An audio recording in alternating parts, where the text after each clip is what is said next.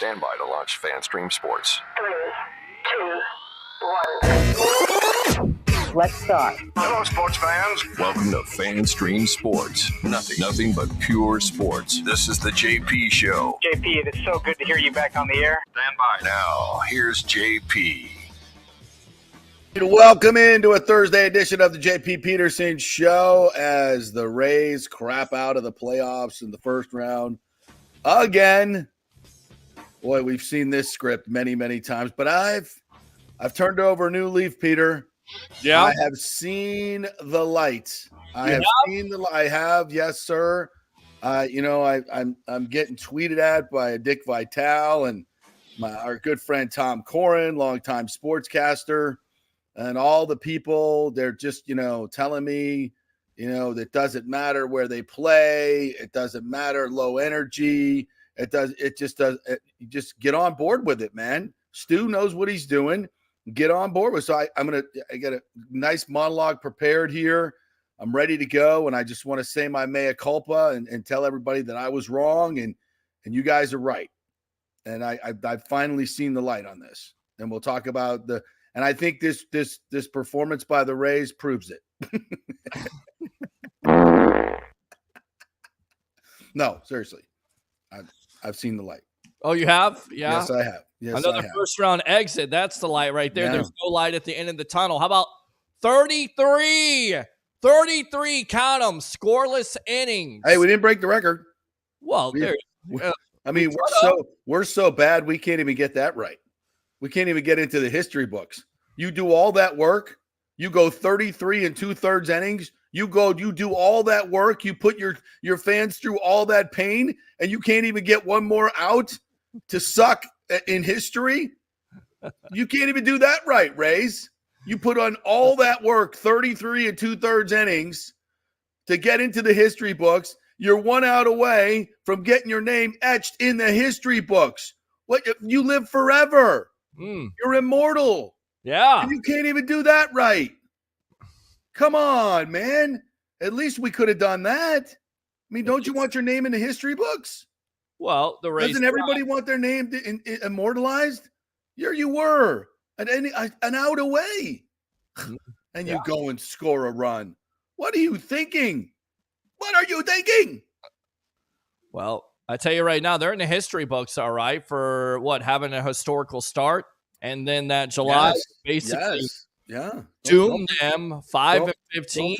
Don't forget about the other historical marks that they set the last couple of days, the two lowest crowds in postseason history. Yes. Come on, man. This is good. This is what we're doing, everything right, man. Yeah. Look at it. I mean, look how we're being lauded on a national stage. Look at all the national announcers saying so many great things about us. Don't you watch MLB tonight? Oh.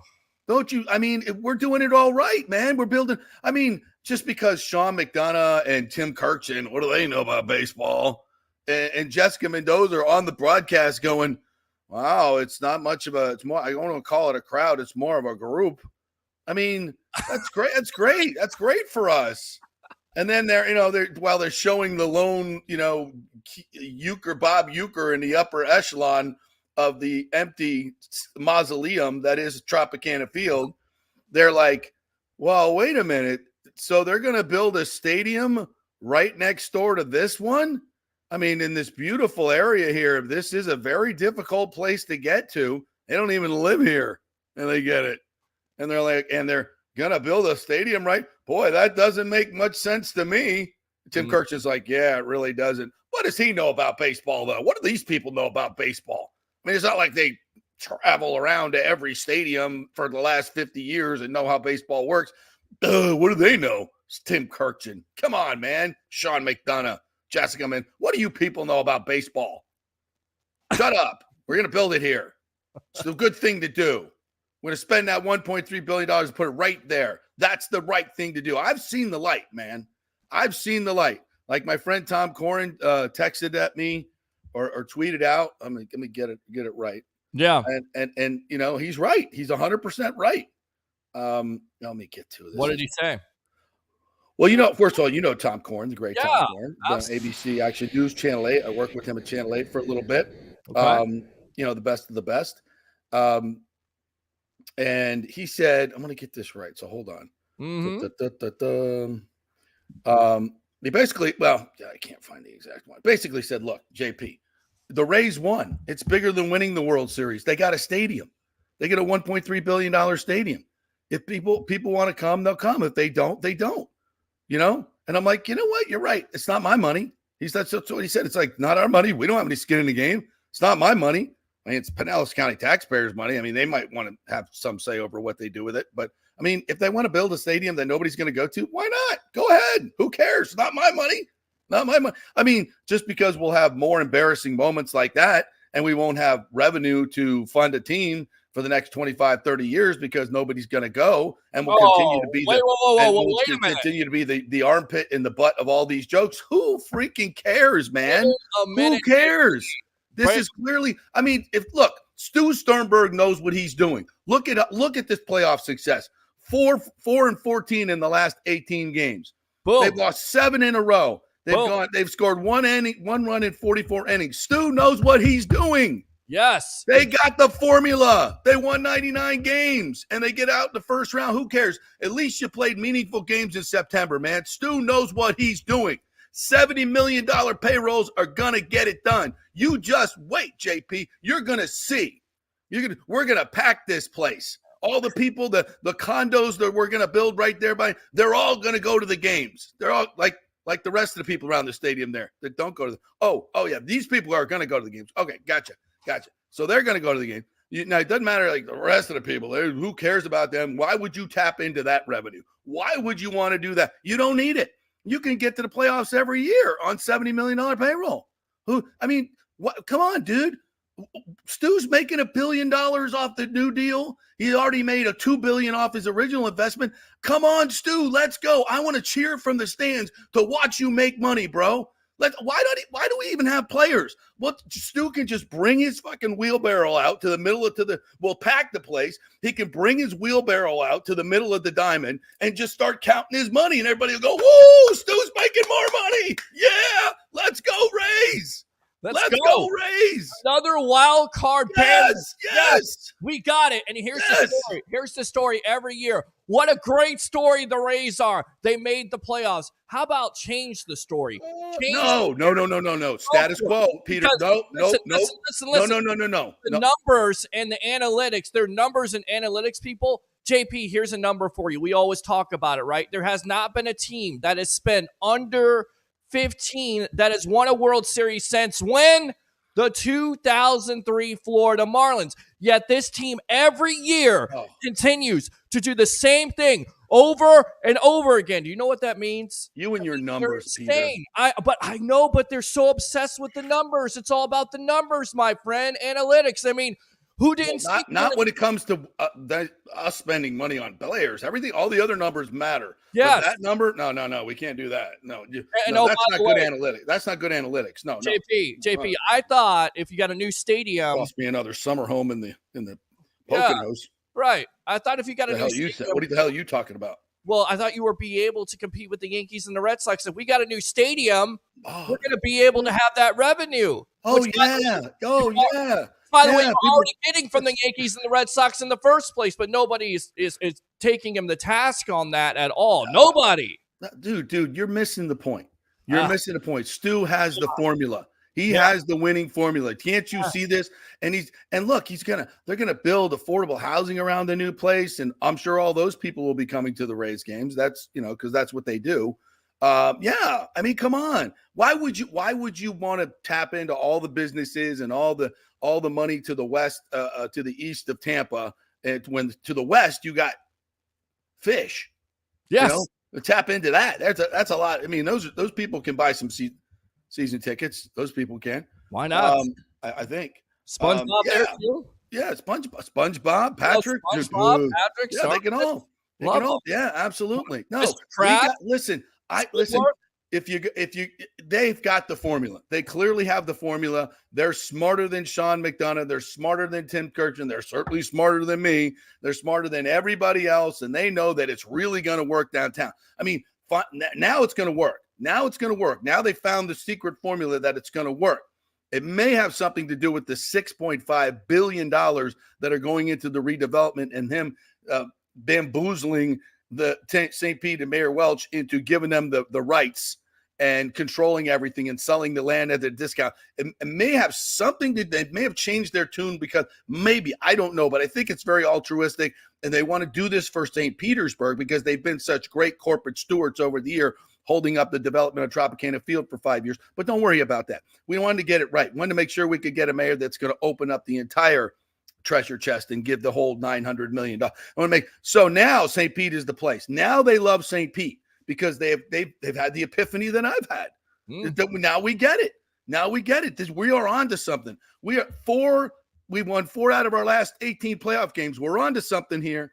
No runs in 30, 1 run in 44. We're on to something here. We're going to keep these payrolls low, and we can cheer that we're the best team in baseball, and we win more games based on dollars spent. We win that category every year. So we'll cheer as this new stadium goes up, and Stu makes even more money, and then sells the team and leaves us with a stadium that nobody's going to go to. But yes, we are definitely on the right track. Right? Here's the thing. You know what? And this is kind of what I've realized. I don't care anymore. You know what I care about? What's up? Lightning. The Lightning, yes. You know what I care about? I care about the Bucks. I care about the Lightning, and I care about the Bucks. Because you know what the Lightning do? They care about their season ticket holders. They respect their season ticket holders. They listen to their season ticket holders. They listen to the fans. They cater to the fans. They create an unbelievable game experience. They don't blame the fans. They don't tell the fans that they're the problem, that the market sucks. You guys are the problem. They don't do that. The Bucks don't do that either. You know what they do? They go out and they spend money and get players. They bring in Tom Brady. They keep Steven Stamkos. They keep Nikita Kucherov. They keep Andrei Vasilevsky. They give you perks for season ticket holders. They make parking accessible. They make it easy to get in and out of games as best they can.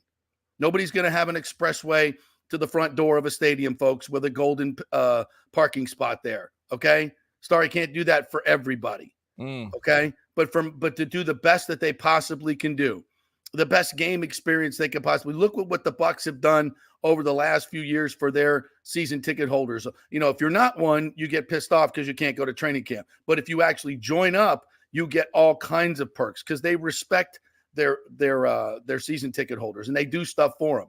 So, and you know what else they do? They win effing titles. They win effing titles. That's what they do. They know, and you know how they do that? Because they spend money on players. They care about winning. So if you want to support a team that cares about winning and cares about you as a fan, I suggest you invest in the Tampa Bay Lightning or the Tampa Bay Buccaneers as your local team, or USF for that matter. They're putting their money where their mouth is with a new stadium. So if I'm not going to get upset about the Rays anymore, I don't give a rip anymore. Build the effing thing wherever you want to do it. Let the owner make gobs and gobs of money and steal the money on the public dole. And I'll go to some games. It'll be fun. It'll be great. Fantastic. But the franchise is going to suck forever with this ownership group, and it's going to suck forever if Stu's being involved because he's never going to spend the money necessary to compete with the big boys. And if you're a Rays fan and you feel like shit today, you know whose fault it is? Your fault. It's your fault for buying into this fraud. It's your fault. Yeah, you might be a baseball fan and they're supposed to be your team, but you know what? He's given you enough reason to say, I don't give a crap about you. I care about Montreal. I care about the Mets. I care about I certainly don't give a crap about St. Petersburg or Tampa or any of you people. I've used you for money, and thank you very much for lining my pockets. My partners who are suing me, screw you too. I'll do whatever I want to you. I'll do whatever I want to all of you, to the Mayor Kreisman and all the mayors that came before you and the Rays 100, all the businessmen in Tampa Bay that you sold lies to and then skipped out on them. Everybody knows. Well, you should know by now. If you don't know, if you want to remain a Rays fan, good for you. I'm out. I don't care anymore. Build it whatever you want to build it. Do whatever you want to do. Keep your crappy $20 million payroll and crow about how smart you are. You're 4-14 in the postseason. How smart are you? So you can win 90 games and bring up a lot of young players who play hard for you during 162, and you figured out how to win regular season games. Good for you. You know what that gets you? Squat. You know what that makes you in this town? Losers. Losers. Why would we want to support an ownership group who doesn't know how to win titles when we've got two groups in this town that know how to win titles and know how to get it done and care about their fans? So if you're a Rays fan today and you're mad and you're angry and you're trying to figure it out, you know what the problem is? You're the problem because you support these clowns that run this team. Kevin Cash, the players, the baseball people, they work their ass off with 3 hands tied behind their back. Not 2, but 3 because of this ownership group. And they're going to continue to do this. They're going to continue to do it. So if you're ripping Kevin Cash, I got news for you. You can't take a 10-year-old hag over the line in the Kentucky Derby. Nag. I said hag. Nag. You can't do it. You got injuries everywhere. You don't have any depth because you don't sign any big-time players. Stars win in the postseason. Did you watch baseball last night? Did you see those crowds? Were you a little envious? I was. Did you see the players out there? The Kyle Schwarbers who cost money, getting big hits, pitchers doing what they do. Were you a little jealous? You ought to be if you're a baseball fan. You ought to be. Well, JP, they did pay Zach Eflin 3 years, $40 million. That was enough, right? Peter, that's fucking peanuts. I know, but again, they crow about it. Oh, he's the highest paid player in Rays for $40 million. Right? Are you kidding me? Right. This guy's making $40 million in a season. I know. And they say, "Oh, we're spending money now." Yeah, let's see. Let's see if Tyler Glasnow's on this team next year. Let's see. Right. Who's the starter that they let go to Atlanta that already? Charlie Morton for $15 million. Man, and guess what they did with Charlie Morton? Yeah. They won a World Series. There you go. Yeah. So listen, folks, if you got a problem today about the Rays, it's not a they problem. It's a you problem. I get it. I'm a passionate baseball fan. I love my Rays for so freaking long. I wanted to see baseball survive and thrive in Tampa Bay. I busted my ass and yelled at people that I like, actually, and tried to get this done and alienated a lot of people, quite frankly, because I'm passionate about baseball working out in Tampa Bay. I'm passionate about it. I want to see my kids and their kids be able to go to a great ballpark that's centrally located, that feeds into this great baseball culture that we have, instead of having some carpetbagging owner come in here, take all the money, and screw this team and screw the fans. Well, it's frustrating. That's why I'm passionate about it. People think, "Oh, you want to do my Tampa because you're." I don't give a rip. I don't give a rip. It's not about me. It's about all the baseball fans. It's about the 2/3, 3/4 of the baseball fans that won't ever get to the park midweek. And we get embarrassing crap like that the last couple of days. We're better than that. I know it and you know it. But your ownership group is keeping us from having a great baseball experience. And they have always been the problem. Stu has never negotiated in good faith with Hillsborough County, and that's why they haven't been able to get a deal done. Yes, should Hillsborough County have done better? Yes, they should have. Should the mayors in Castor and Buckhorn have stepped up like Ken Hagan? Yes. And if they did, it probably would have got done. But they didn't give a rip. For whatever reason, and I love Bob Buckhorn and I love Jane Castor personally, love them both, they didn't give a rip. Maybe it's because they think they got to save the money to build the Bucks a new stadium. I don't know. And if that's the case, I get it. Come out and say it. They win. They win championships. They go for it. And if you got to choose between one or the other, yeah, okay, I get it. I think you could have done both. Right. I think you could have done both. Other places seem to be able to do it, but we can't. Whatever. But there was no passion from the mayor's office ever in any of this, and that's sad. That's sad. So in the end, I just want people to know this is not about me. And all you people that want to rip on me on Twitter, oh, you just shut up, JP, you lost. It's not about me. I don't care. I will drive over there and go to the games and enjoy the new experience. If it's ever built, I'll do it. It'll be fun. It'll be new. It'll be air conditioning. Hopefully it'll be nice. Hopefully they'll get it right. Hopefully it won't be a shithole like the Trop. But I have my doubts. Are they really going to put the bells and whistles in? Are they really going to care about the game experience? Are they really going to care about the fan? What's the history tell you? Are you going to spend money? Tell you? Right. No, they're not. No, they're not. It's a complete bamboozle, but whatever. Have at it. Have at it, St. Pete. Have at it, Pinellas. Have at it, Rays fans. I'm going to support the teams that know how to win and care about their customers and care about their fans. I'm effing done. We'll cover the Rays and we'll laugh at them. We'll cover the Rays. We'll talk about what happened on the field this week, which, by the way, and this is a nice way to transition into it. Let's hear the players. I don't know if any of the sound you have is the players talking about how flat the atmosphere was out there, and they were as nice as they possibly could be because they didn't want to rip the fans.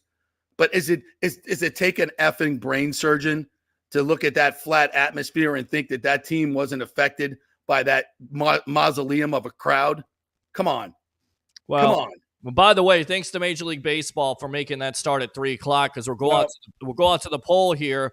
Who's more to blame for the Go Rays low attendance on the JP Peterson Show poll on Twitter and X? Fans 12%, location 16%, start time 40%, and I hate Stu 32%. So we'll leave that open. And I put it on Facebook. It was start time. We have numbers, a couple of years ago, but I think it definitely contributes not only to start time. We've had 5 afternoon games that have all been packed. Why was this year different? I don't know. I think it's the hatred for Stu. I think 32%.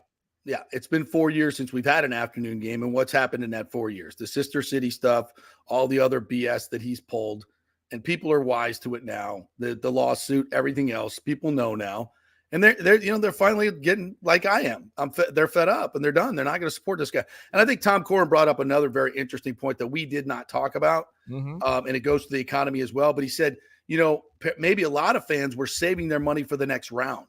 They thought, the Rangers are limping in here. The Rays are doing well. We'll get through these 2 games, and then we'll have some night games that we can really enjoy and go to.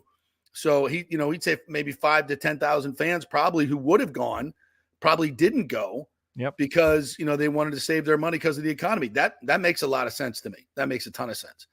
But again, it's just when you're drawing from a bigger net in Tampa and points east. There's going to be more people who are going to say, oh, well, you know what? I might be able to get there in the afternoon. I might be able to do. If you have 3 times as many people within that area, it's just numbers, folks. It's just numbers. It's data points, and you're going to draw from a much bigger net. So and fans out there saying you don't think the fans hate Stu. Well, of course they hate Stu. For the last 10 to 15 years, what has this man said? I cannot sustain. When you tell a blue-collar worker that is in the Tampa Bay area that's barely getting by, paying their rent, trying to put gas in their car, that I can't sustain my business, which, by the way, I'm a multimillionaire. And once the owner refuses to invest in the product, they refuse to do what has worked in this area with the Tampa Bay Lightning, with the Tampa Bay Buccaneers. It works. And yet the Rays continue to do the same thing over and over again and expect different results. And furthermore, being a Rays fan at this point with this owner is like being in a toxic relationship where it is one-sided and full of drama. That is what it's like at this point. You're so right. Yeah, and let me remind you, people, because many of you might be coming to this new because you don't hear it. This is an owner who took $500 million out of the Rays, out of their banks, out of their accounts, and moved, according to the lawsuit, which is sworn testimony. In other words, if the partners were lying about this, they could go to jail for perjury. Sworn testimony, which a judge now has thrown back into a jury. So they've got to do discovery now. and depositions and all those things. Okay, we'll learn even more about what a horrible, bad businessman he is, and the level of fiduciary fraud that he imparted on his partners. Okay, $500 million moved to another account. Most of that money came from an upfront payment from Fox Sports or the regional sports network, whatever you want to call it, for the first 7 to 8 years, according to reports, on their television deal. Did that money go back into payroll? No, it did not. Nope. In fact, he told his partners, according to the lawsuit, you've got to pay taxes on that revenue, but you're not going to get any of it because I needed to run the club because of COVID. Imagine having a business partner who's supposed to have your fiduciary interest, best interest in mind, telling you that. No, you're not going to get the money, but you owe the taxes. Really? Go fuck yourself. Right. This is your owner. This is your owner. And people want to say out there, well, they don't have the money to spend on players.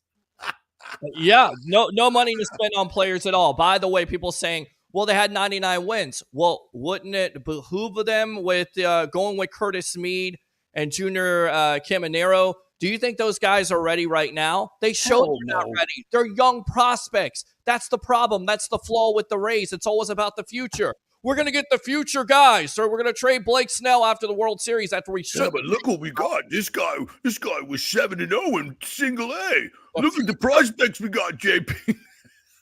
I mean, it's just how'd that Blake Snell thing work out? How'd it work out? It didn't work out good at all. Cy Young Award win. How do you think Blake Snell would have looked on the mound the other day? We probably would have looked up into the crappy crowd and gone, what the F is this? Right. Send me back to San Diego.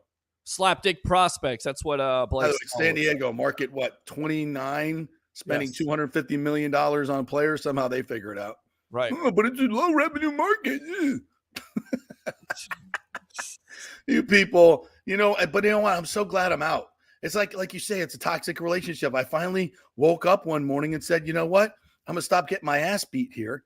Yeah. Figured, metaphorically speaking. Stop getting abused. Yeah. And, by the same crap every freaking year, and getting on Twitter and trying to tell people, where about the stadium and everything else, and getting all this crap for it because I care about long-term health of baseball in this market, and because it's my thing. I don't care. I'm done. I'm out of this toxic relationship. Screw you, Stu. I'm sending in my divorce papers. I'll send it to your team. attorneys. Atlanta Braves. And if you were a smart fan, you know what you should do? You should become a Braves fan. You know why? Because they know how to run their business. They move their stadium to where their fans are, and they build a beautiful, shiny stadium. And you know what they do when they get all that money? They put it back into the team. And you know what they do? They win World Series. Yeah. Yes. So my become a Braves fan. You can still watch them on TV, just like the old days in WTBS. You watch them every night. And you know what? You can go to the games. Probably take you just as long to get there. Probably. And it's a nicer park. Tickets will probably be cheaper. The place will be full. It'll be a great energy. You know what they do? They win. You know what they got? Great players. You know what you don't have? Any of that. You got nothing because you're a Rays fan. And you know what else? Stu's laughing at you. He's laughing at you. Well, laughing. Like, look at these rubes. Here, give me that $900 million. Yeah, I'm going to redevelop downtown. Yeah, that's what I'm going to do. He's like, it's going to be great. We're going to get you some affordable housing. I really care about those people. Those are the people I really care about. Affordable housing. Yes. Right. We're going to build a nice new amphitheater. Mm-hmm. Yeah. Yeah. Remember. Go ahead. Have at it. Have at it, Mayor. Have at it, Pinellas. Give the man $2 billion, whatever. Give him the money. Give him all the money so he suddenly really cares about St. Pete. Yeah. He suddenly is, oh yes, we're gonna redevelop it, and when the Rays are gonna stay here for generations to come, and it's gonna be great. I'm all in. I'm selling this team and getting the F out of here as soon as I get the money. You know why? Because he's a self Mets fan. He said, I'm a Mets fan. I'm still a Mets fan. Go to New York then, because you're an outsider here, honestly. Who says that? Who puts up a banner in the middle of your playoff, in the middle of playoffs? We love Montreal. Hello, Montreal. so bad that the Major League Baseball had to say, "What are you doing?" You know what that's like? And then he gives a mea culpa like it was his idea to take it down. Oh, yeah, that was a poor – and everybody like, see, he apologized, though. He knew the error of his – oh, yeah, nobody told him to do that. Right, okay, all right, fine. Yeah, I mean, have at it. Rays fans, it's all yours. It's all yours. Have the new stadium. Embrace your owner, the new development. Have at it. It's all yours. I'm out. I'm going to support some real teams. We're going to talk about real teams that know how to win championships. You want to be part of that turd fest? Have at it. Have at it. Kevin Cash, I love you, brother, and I feel sorry for you. And so much so that they asked him about the crowds. He said, I'm not going to talk about that now. I'll speak about that at the appropriate time. Well, all the players and the coaches are trying to be respectful. You know what they think in their heart of hearts? Because I know. It's this organization, this ownership group is crap. Yep. And they're working with 3 hands tied behind their back. Peter Bendix, Eric Neander, super smart guys, work their asses off. Probably 90% of the moves that they want to do, they can't do because they won't get approval from the ownership group to spend any money. Yep. Poor guys. They're doing and I'm sorry. And I'm open-minded. I've told all you people that are ripping Kevin Cash and coming at me personally, oh, you love Kevin Cash. I'm like, what's he supposed to do? Specifically tell me, what's he supposed to do? They hand him the lineup for the most part. They tell him what he has to do from an analytic standpoint. They tell him not to bitch about not having any payroll. And he's been a good soldier. He's done come on. Look what he's working with, for God's sakes. And you think it's the manager's fault? Come on, guys. Did I like the bunt call? No, I didn't. Did I like him taking Blake Snell out? No, I didn't. But guess what? Managers are going to make mistakes. They're not 100%. All right? And sometimes those decisions are organizational. I still say, I'll take this to my dying grave. Taking out Blake Snell was organizational. They're not going to let him go 3 times through the order. Yep. That's what we do.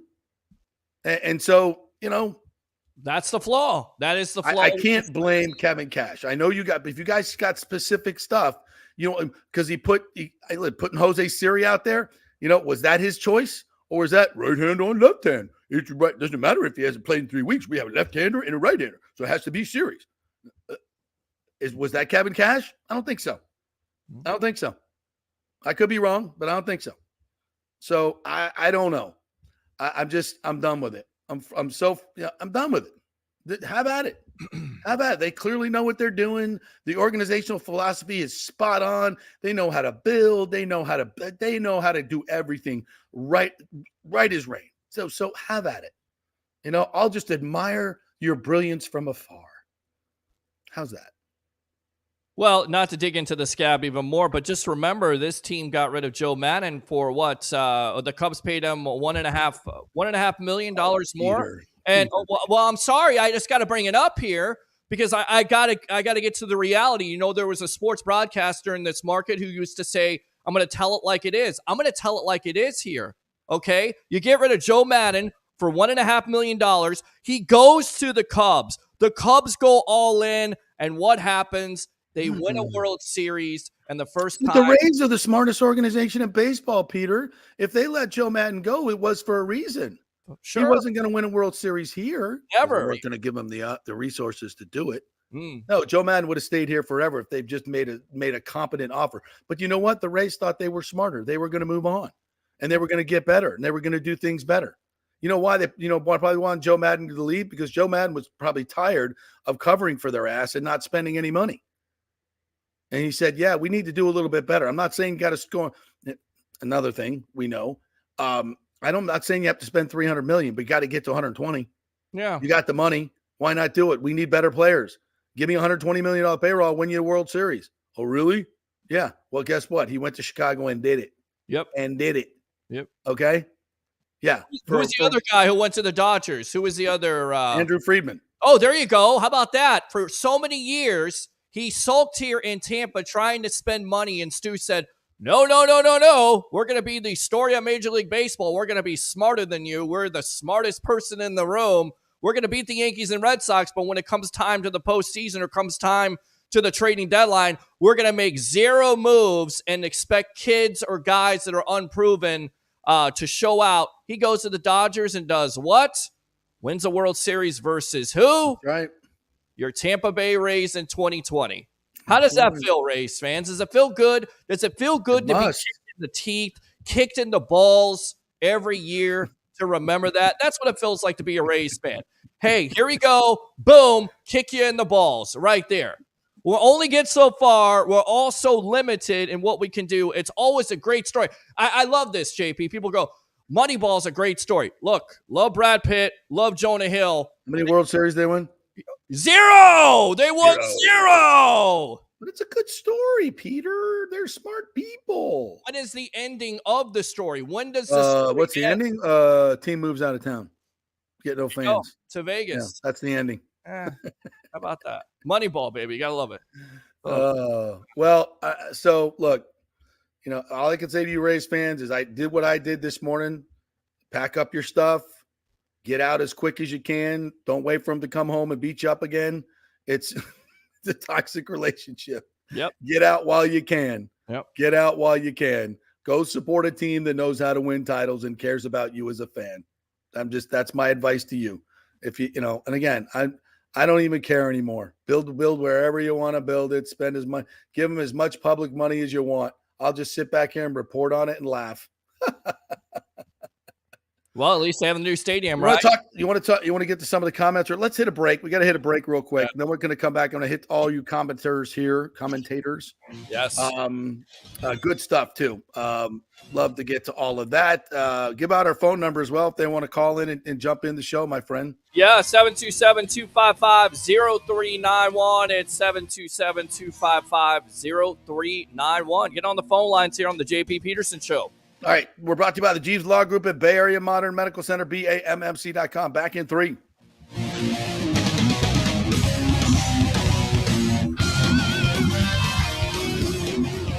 JP here for my good friends at Italiano Insurance, and they did it again. Once again, Italiano Insurance stepping up with the best customer service. I was in a bind.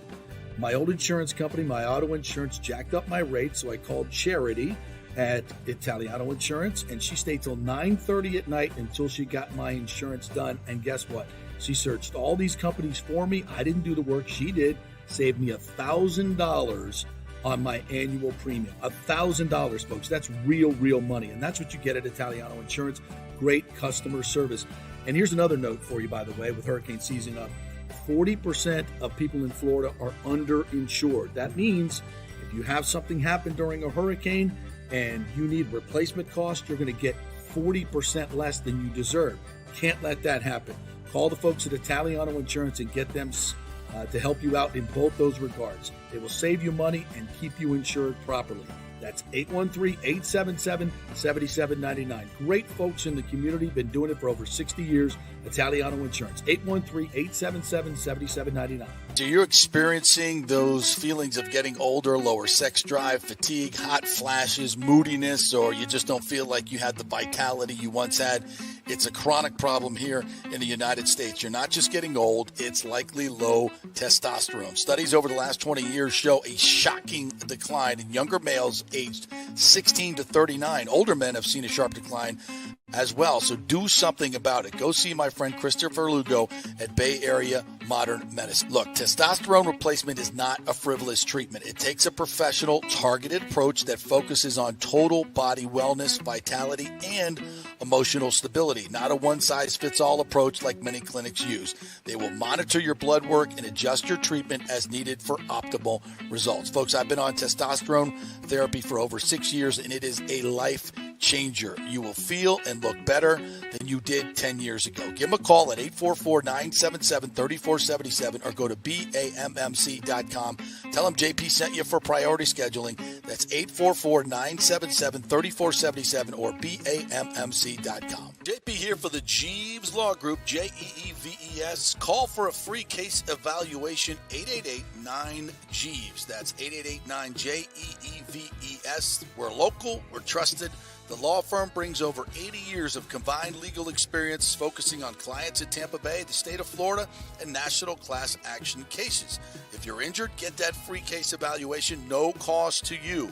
The Jeeves Law Group's focus is on auto, truck, and motorcycle accidents, as well as class action and consumer protection law. Scott Jeeves is a board-certified civil trial lawyer and a certified circuit court mediator practicing in the Tampa Bay area for over 30 years. You hear him on the show all the time. Great guy, big Gator fan, and great for the community. The Jeeves Law Group is a highly skilled team with years of experience that will apply their skills, expertise, and knowledge to assist individuals who have been in an accident with compensation for damages, lost wages, medical expenses, pain and suffering, and property damage. Get that free case evaluation, 888-9-JEEVES. That's 888-9-JEEVES. Coming back at you. Now, more with JP on FanStream Sports. It's only just begun. All right, welcome back to the JP Peterson Show, brought to you by the great folks at the Patio. Great place to watch a game. We'll be watching Thursday Night Football there tonight. We got the Bears and the Commanders. Will the Bears finally win a game, Peter Blake? Will they? I don't know. Tonight's tonight against the Commanders. Tonight? Yeah, we'll see. Or maybe not. Maybe not. Yeah. Maybe not. But come on down to the Patio. Their happy hour starts at 3 o'clock to 7:30. So get there early, stay late, $1 off beer and wine. They're already really low prices. They got great food there, by the way. Chicken wings. Have you had the chicken wings yet, Peter? We got to get you some of them chicken wings. I got to get some chicken wings. I love chicken wings, so we definitely got to do that on Monday night. Absolutely fantastic. Great place to hang out, outdoors, indoors. They got both. Really nice folks there. Great staff, great bartenders. It is a really, really cool place. It's 421 South McDill. It's the Patio. It's not one of those stuffy sports bars where you get espresso martinis for $17. No, it's the Patio. It's a great place to hang out. Tampa Gator Club, it's home for them. The Bills Mafia hangs out there as well. Knowles fans go there to watch games. So we'll be there. We'll be there Monday. We'll probably be there Saturday. Might be there Sunday, all week long. Okay. Come join us. All right. All right, we got to get to some of these comments. Our listeners are just killing it this morning. Love it. Buck's Basement says, really disappointed that nobody has been fired yet. So we're just going to run back this exact same product next season. This is why we'll never change as a team. Bro, you're missing the point here. Attendance was up 30% this year. They made more money. So everyone stays. In fact, everybody gets bonuses. It doesn't matter what they win a World Series. Come on, bro. Actually, I'm going to tell you the truth. I think they actually cut some salary. Yeah. Like I feel like Tyler Glass now is going to be the guy that may be on the outs here because he's making too much money at this point. I mean, this is what the Rays do. When they don't win, they cut salary. They don't increase it. I told you when they signed him to that deal, it was just to get him to come back and pitch this year or at the end of last year and then pitch this year. And then they'll deal him in the offseason. Of course they will. For prospects. They ain't paying him $25 million. Never. The future. The future, my friend. But they know what they're doing. I'd go all in with that kid. Yeah, do it. And poor Fred McGriff throws out the first pitch for game one in front of nobody. They finally acknowledged him, and that's how it goes down. Yeah. That is sad. Really sad. Sorry, Freddie. He played in front of bigger crowds in 1998. James says, I'm with you 100%, but Tampa hasn't said a word since the new deal was announced. When is Tampa going to start talking? Well, here's the deal, James. The Rays will not engage with them. They won't engage with them because they're not offering as much money up front. I was texting with Hagan the other day, and he said, yeah, we offered $150 million up front and more money in the long run, a kind of pay as you go. They would still pay the same amount for the stadium as they're paying in St. Pete. So that's no different. But the money doesn't come all up front. And Stu wants the money up front, just like the TV deal, so he can take the money and run. So this is not about whether Tampa has the money to do it. They have the money to do it. A deal is there to be made. It's just that the owner is greedy and wants to take the money up front and make more money in St. Petersburg. So, and that's his right. That's his right. But it doesn't mean it's good for the fans, which is my point. Okay. And it doesn't mean it's good for the team.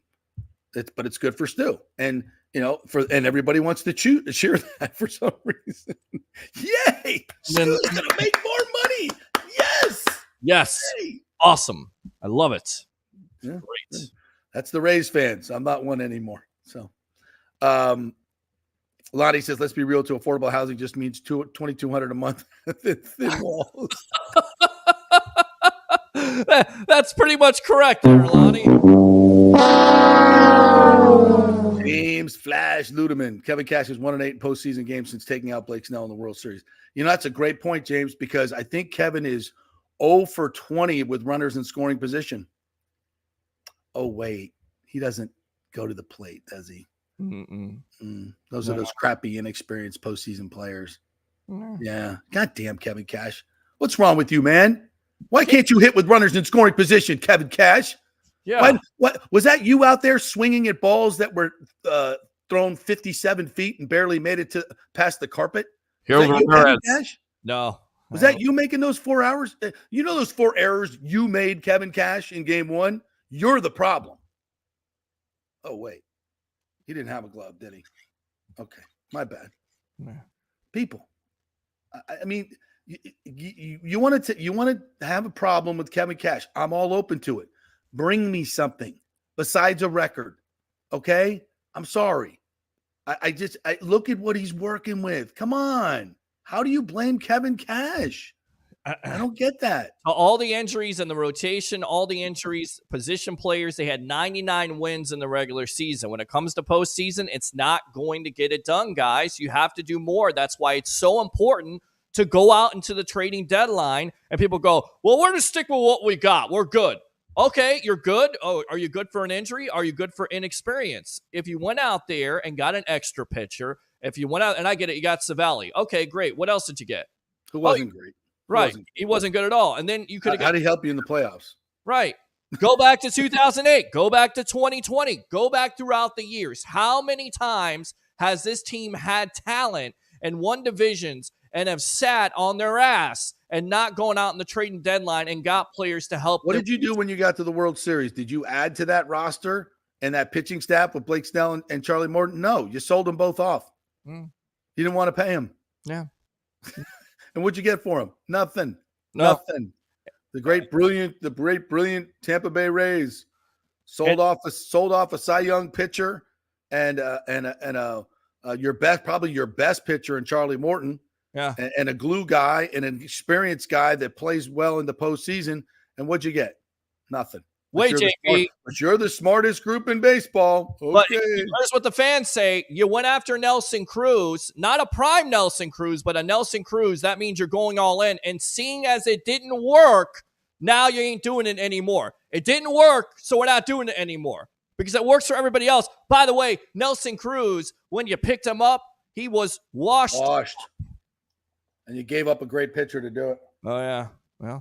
Well, there you go. Ray's getting it right again. Not such a good move for the brilliant front office. No, so why do it at the deadline anymore? This is an interesting thing. Thomas Casper says MLB will never be signing off on Stu's future luxury tax revenue in 2028. Yeah, when the new stadium gets built and we don't get revenue, and the new owners, whoever they are, they won't get revenue sharing money. They're not. The new owners won't have the money unless they just go deep into their pocket, because Stu's going to suck all the money out of the franchise when he sells it.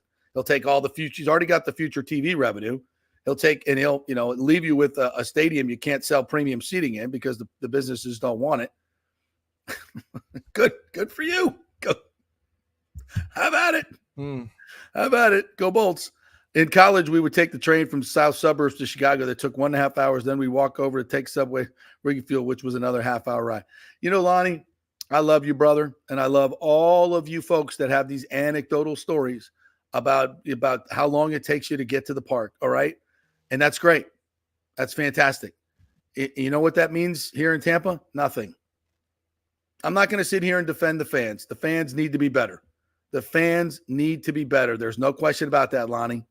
But anecdotal stories are just that. It's like saying, I got this, I got this disease and I took a lot of vitamin C and I got better. Therefore, taking a lot of vitamin C is going to help everyone. No. Well, you took a booster shot, 2 or 3 or 4 boosters. How about it, Mr. Pfizer? Hey, on that note there, we want to go out to the phone lines here. Sure. Let's go out to James here. Welcome to the JP Peterson Show. Go. Hello? James, are you there? Don't hear him. Yeah. So as I finished my thought on that, these anecdotal stories, and Dick Vitale told me yesterday. He tweeted, "Come on, JP, the fans need to be better. I'm driving up from Sarasota. It doesn't take that long." And he's got, and he's battling serious health issues, and that's great. And it's fantastic. But the majority, when we're talking about this, we're not talking about the live or die fans that are going to cross the bridge anyway. You guys are great. You're fantastic. I'm one of them. I go to the games. Not a lot this year, and I don't want to support Stu. I used to go to a lot more, but I'm not going to support Stu anymore.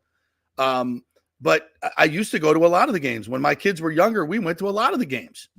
Okay, but we're a different breed. This new breed of people, okay, they're not as invested as we were. You got to cater to them. You got to make it easier for them to get to the field. You got to give them modern amenities. That's the business these days. That is it.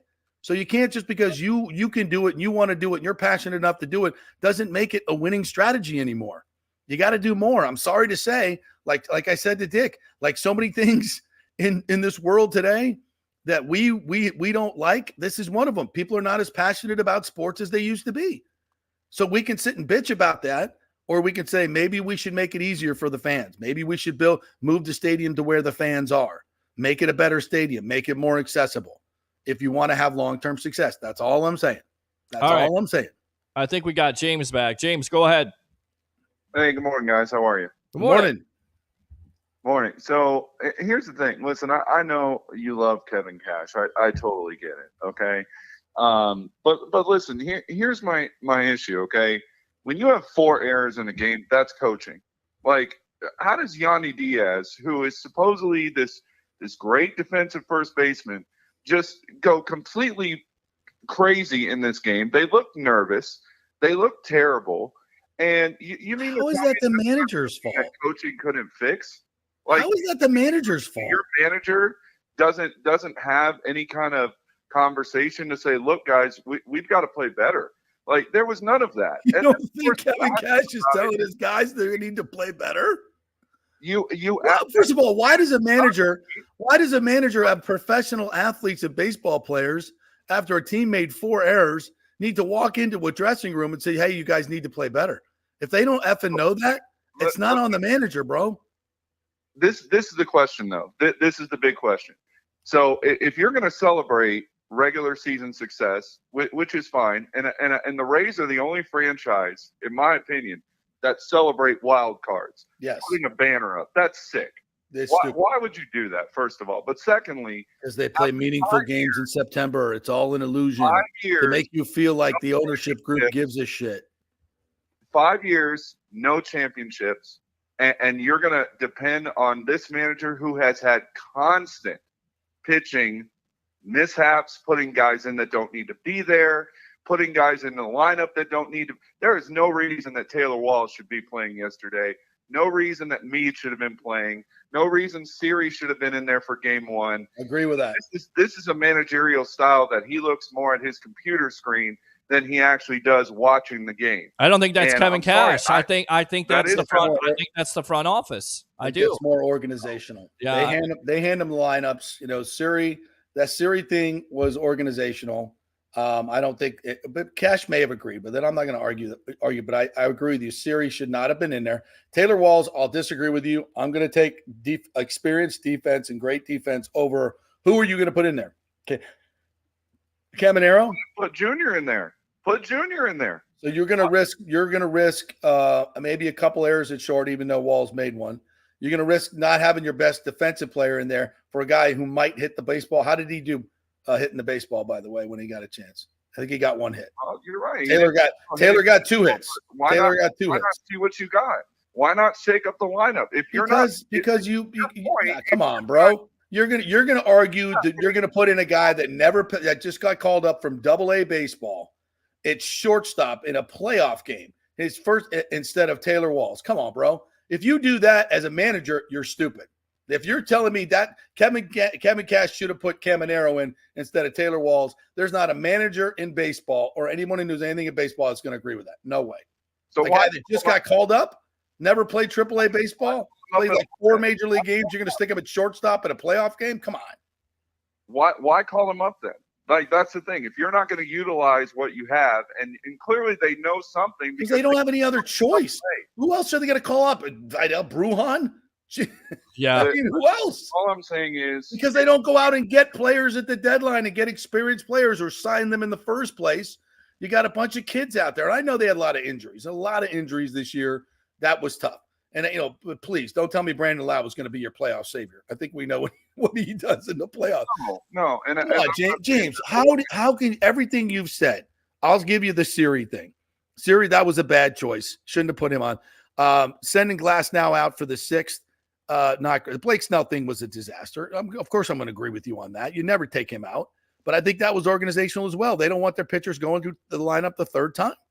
So I know if we're going to give him credit for the regular season, right, which I think we should, with all those injuries, so you still manage a team to 99 wins, I think you're doing pretty damn good, bro. Yeah, I don't think cash is the issue. All right, James. The problem.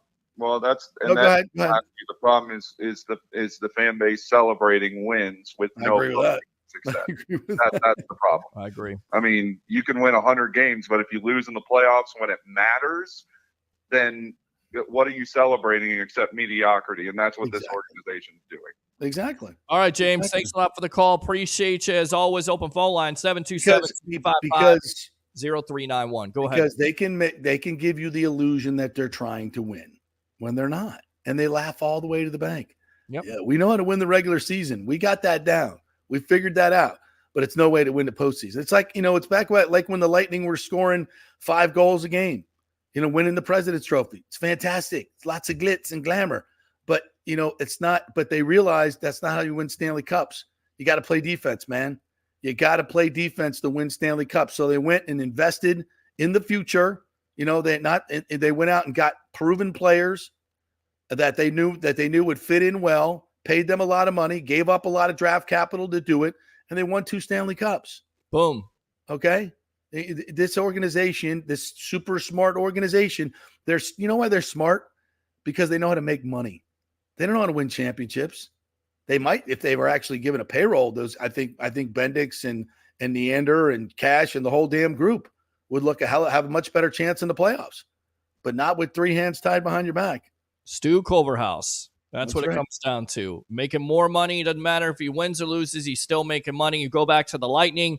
When the Lightning needed to make a move at the deadline, what do? They make the move at the deadline. Why? Because they want to get over the top.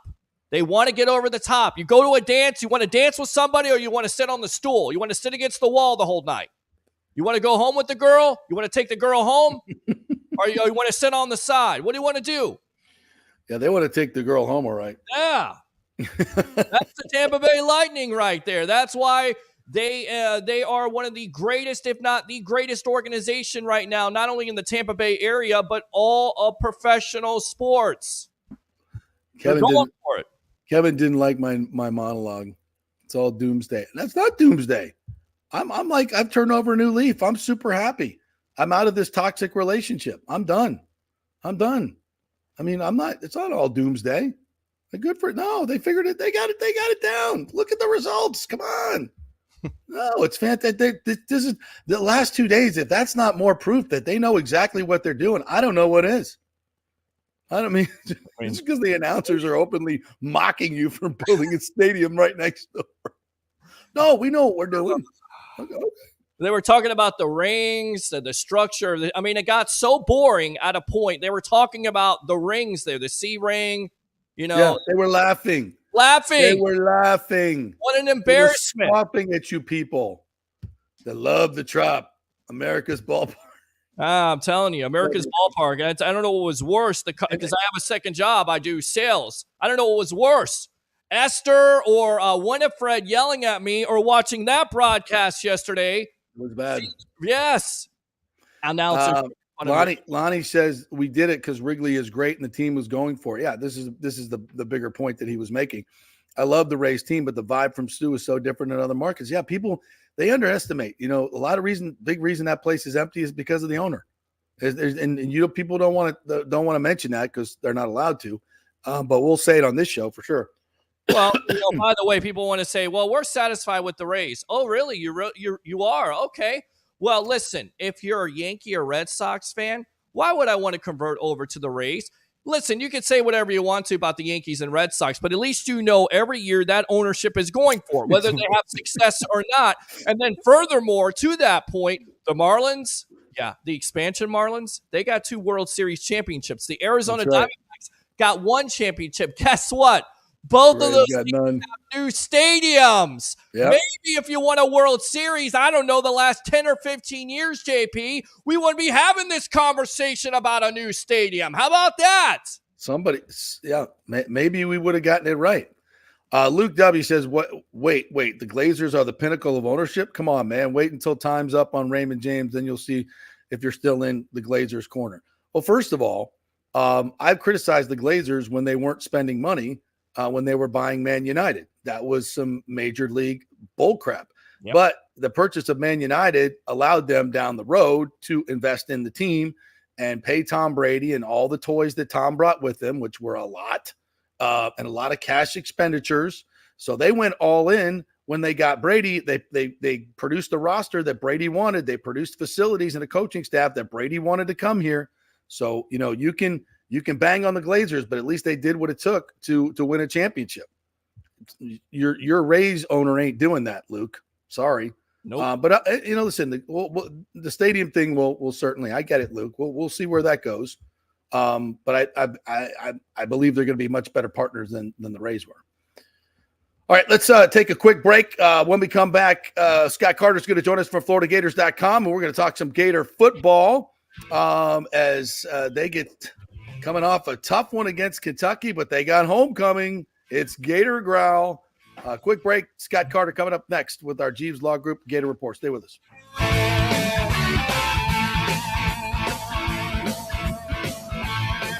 Old coins sitting around the house. Well, the Golden Diamond Source will purchase a variety of different types of coins and bullion.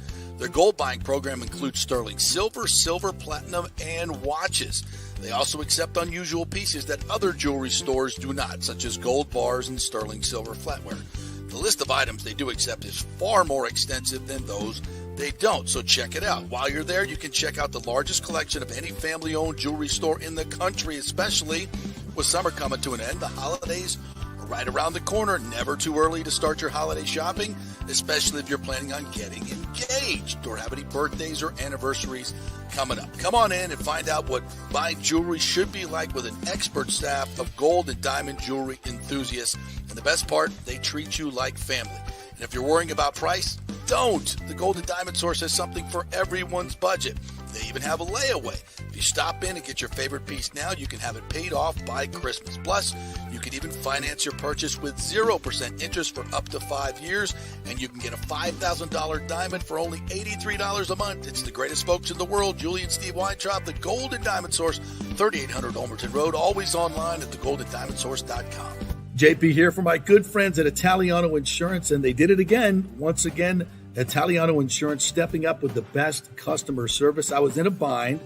My old insurance company, my auto insurance, jacked up my rates, so I called Charity at Italiano Insurance, and she stayed till 9:30 at night until she got my insurance done. And guess what? She searched all these companies for me. I didn't do the work. She did. Saved me $1,000 on my annual premium. $1,000, folks. That's real money. And that's what you get at Italiano Insurance. Great customer service. And here's another note for you, by the way, with hurricane season up. 40% of people in Florida are underinsured. That means if you have something happen during a hurricane and you need replacement costs, you're going to get 40% less than you deserve. Can't let that happen.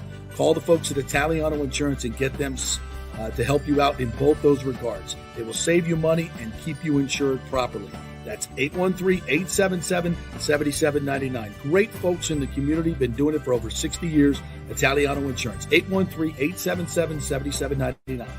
Well, Fitz, the mortgage guy, did it again. A listener heard his ad, was going to another big bank, but called Scott Fitzgerald at American Mortgage Services of Tampa, and Fitz saved him $618 on his monthly payment. Are you kidding me? Folks, that's big money.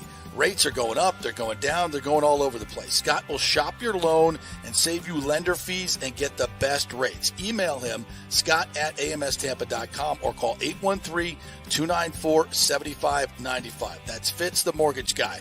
Lots of stuff going on right now, and these rates are going all over the place. You need somebody knowledgeable in the market that will work hard for you and get you the best deal. That's my man, Scott. He's done 3 loans for me, done thousands of loans for local folks here, works with a lot of the coaches and players in the area. He's the guy. 813-294-7595, or go to scott@amstampa.com. Let's go. Right now, back to the show with JP on FanStream Sports. All right, welcome back to the JP Peterson Show. Without further ado, let's welcome in our good friend Scott Carter from FloridaGators.com.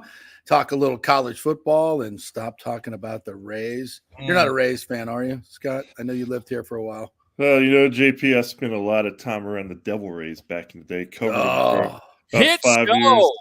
So they played like the Devil Rays yesterday. I don't know why they were wearing those jerseys the first game. I was watching the game on TV. There's no good memories from the Devil Ray days. And here we go with the Bucs and wearing the creamsicles against the Lions. I'm a little worried. Worried. You're tempting fate now with some of these jerseys that have not fared well. So people like them, though. They look cool, but I'm like, there's a reason Tom Brady never wanted to wear the creamsicle.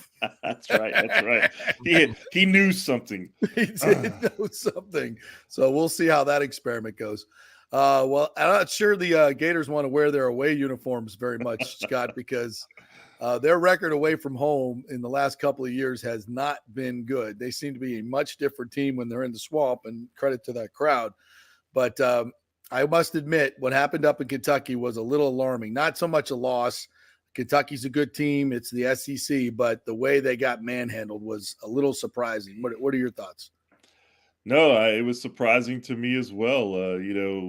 I knew that was going to be a difficult game. I respect a lot of what Mark Stoops has done at Kentucky, and Absolutely. It's hard to kind of overcome those biases of, Kentucky was so bad for so long, but that's a legit program now. They're really good. Deal. Yeah, and Florida looked like the old Kentucky, unfortunately. They just went up there and got beat up. I mean, that was a game that Kentucky dominated from the start, and they did it in the trenches. And, they made Ray Davis look like, Reggie Bush or somebody. The running back had 280 yards for Kentucky. And it was, like you said, JP, it was one of those losses that if they'd gone up there and played okay, lost a close game, it's not too alarming. But the way they did it, and that's why you've seen the tone around the Gators this week being what it is. Billy Napier has had to face a lot of tough questions this week about just what went wrong in Kentucky, but also whether or not what he's trying to do is going to work long term. And, we met with him for the final time this week last night after practice. He's like, hey, guys, talking time's over. It's all we've got to go out and do it with action. And I think that's perfect assessment, because what they do on Saturday against Vanderbilt, a lot of people are going to be watching. They're going to want to see a bounce back performance, and they're going to want to see the Gators look like the Gators against the Vanderbilt team. And remember, this is a team that beat the Gators last year. So It's going to be a very interesting Saturday afternoon at the Swamp, but a lot more so than normal Florida Vanderbilt games. How disappointing do you think this defense is with giving up 280 yards to Ray Davis? I mean, we heard the defense was going to be better. They had, gone through and it looked like they had some good young players there. I mean, how disappointed do you think the defense is? I mean, definitely disappointed. I saw Austin Armstrong, the new coordinator, come out after the game up there. He instantly came over and just said, that's not us. We're going to be better than that. And, I give them credit. They had done a good job in the first 4 games. I mean, the defense has been much improved this year. I think it just what happened in that game was Kentucky was the more physical team, and they kind of imposed their will, if you will, against the Gators early, and the Gators just never could punch back. I mean, they got down 23-0 before they knew even less than 18 minutes into the game, I think 19 minutes. So that was probably the most disappointing thing. And, Billy Napier said afterward, that's how he wants to win at Florida, the way that Stoops and Kentucky beat him. And and to get your kind of own medicine thrown at you. I mean, it's been a tough week for him. Yeah, that didn't sit well with the fans, I think. And I watched that press conference the other day, and I was listening to your good friend Mike Bianchi, and I think it was Mark Daniels here in Orlando, and they were talking about how they feel that, and they've been through a lot of this, when the media becomes an enemy, when that narrative switches, it's really tough for coaches to hang on. I listened to that press conference. I didn't get a sense that it was that combative. I wasn't there, though. Sometimes the tone is different and you get that feeling. You were there. Is that the sense you get? Because that's not a good thing. In the end, I don't think he's on the hot seat with the administration at all. I could be wrong. Because it's, they have a new president there, right? Yep. New administration. So I don't know, but you're closer to it. Did it feel like that? I don't want to say it was contentious, but it was certainly, I think, more urgent than what we've seen. I think the local beat crew, they understand where Florida was when Napier came in. And, last year was kind of one of those just wash years. It's a honeymoon period. And I think a lot of people, myself included, I mean, I thought from the start, if this is a team that if they were to go 6-6, 7-5 this year, it wouldn't surprise me at all. With where they are and trying to rebuild. But when you have a loss like they did at Kentucky, and your head coach sits at 9-9 after 18 games, that's when people start, okay, what's going on here? Because again, like we talked about earlier, if it'd been a better performance, we probably wouldn't be having this conversation. And then so a lot of those other factors start popping up in terms of, you do have a new president. You have an AD that's on his second football coach, and you have a coach who, and I've seen it behind the scenes. I mean, I really like a lot of what Billy Napier's done, and I think the program is on a lot stronger foundation than it has been in a while. But we all know fans don't care, guys. They only care about what happens on Saturdays, and that's what they see, and that's what really sets the tone. And I remember somebody once said, once a coach is on a hot seat, he really never gets off. I don't think Billy Napier's on a hot seat at this point. I don't either. But he's certainly kind of under the microscope more than he has been in his first 18 games here. And, we'll see how they respond. I mean, Billy's one of those guys, and I like this about him. He's not a guy that, if they were 6-0 right now, he wouldn't be dancing through the hallway, just like if they're as they are for 3-2, So he's going to ride it out. We're not going to see a lot of change in him, but yes, he did face some more pointed questions than he's accustomed to. Yeah, that's fair. Scott, do you see a lot of similarities with Urban Meyer, the way he started? Because he didn't necessarily have the best start. Could you see some of those similarities with Napier? Well, I think here we are in second year with Billy and, Urban. He had that rough, he had a good first year, but he lost to Spurrier. And he tells the famous story that after they got back from that South Carolina game in 2005, he walked into a restaurant and they booed him. You guys may have seen that story on the recent documentary. With Billy, but then he won the national championship his second year.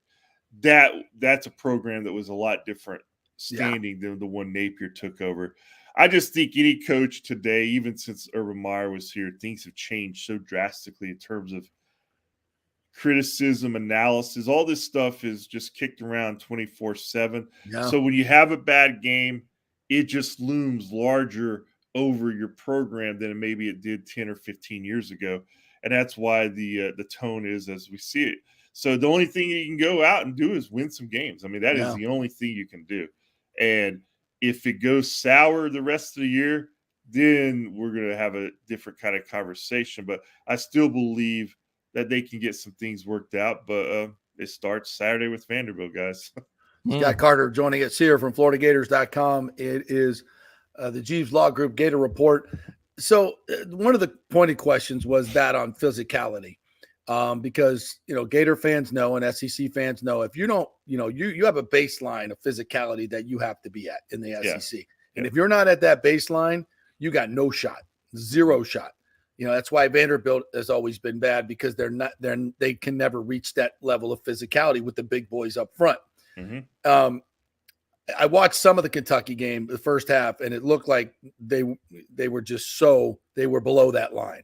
But I also watched the Tennessee game, and they look above that line. So which is it? That's what, or is it just young kids that got up from an energy standpoint against the Tennessee team because they were at home, and then when they went on the road, they didn't have that push from the crowd, and kind of got pushed around because they're young kids. That happens. Yeah, I think it's kind of incomplete at this time, guys. With that, when you really look at that grade, let's just start with the offensive line. I mean, it's been an offensive line that's missed its starting center most of the season. Kingsley Aguakin. Talked about that. Micah Mescua, who he's been out some.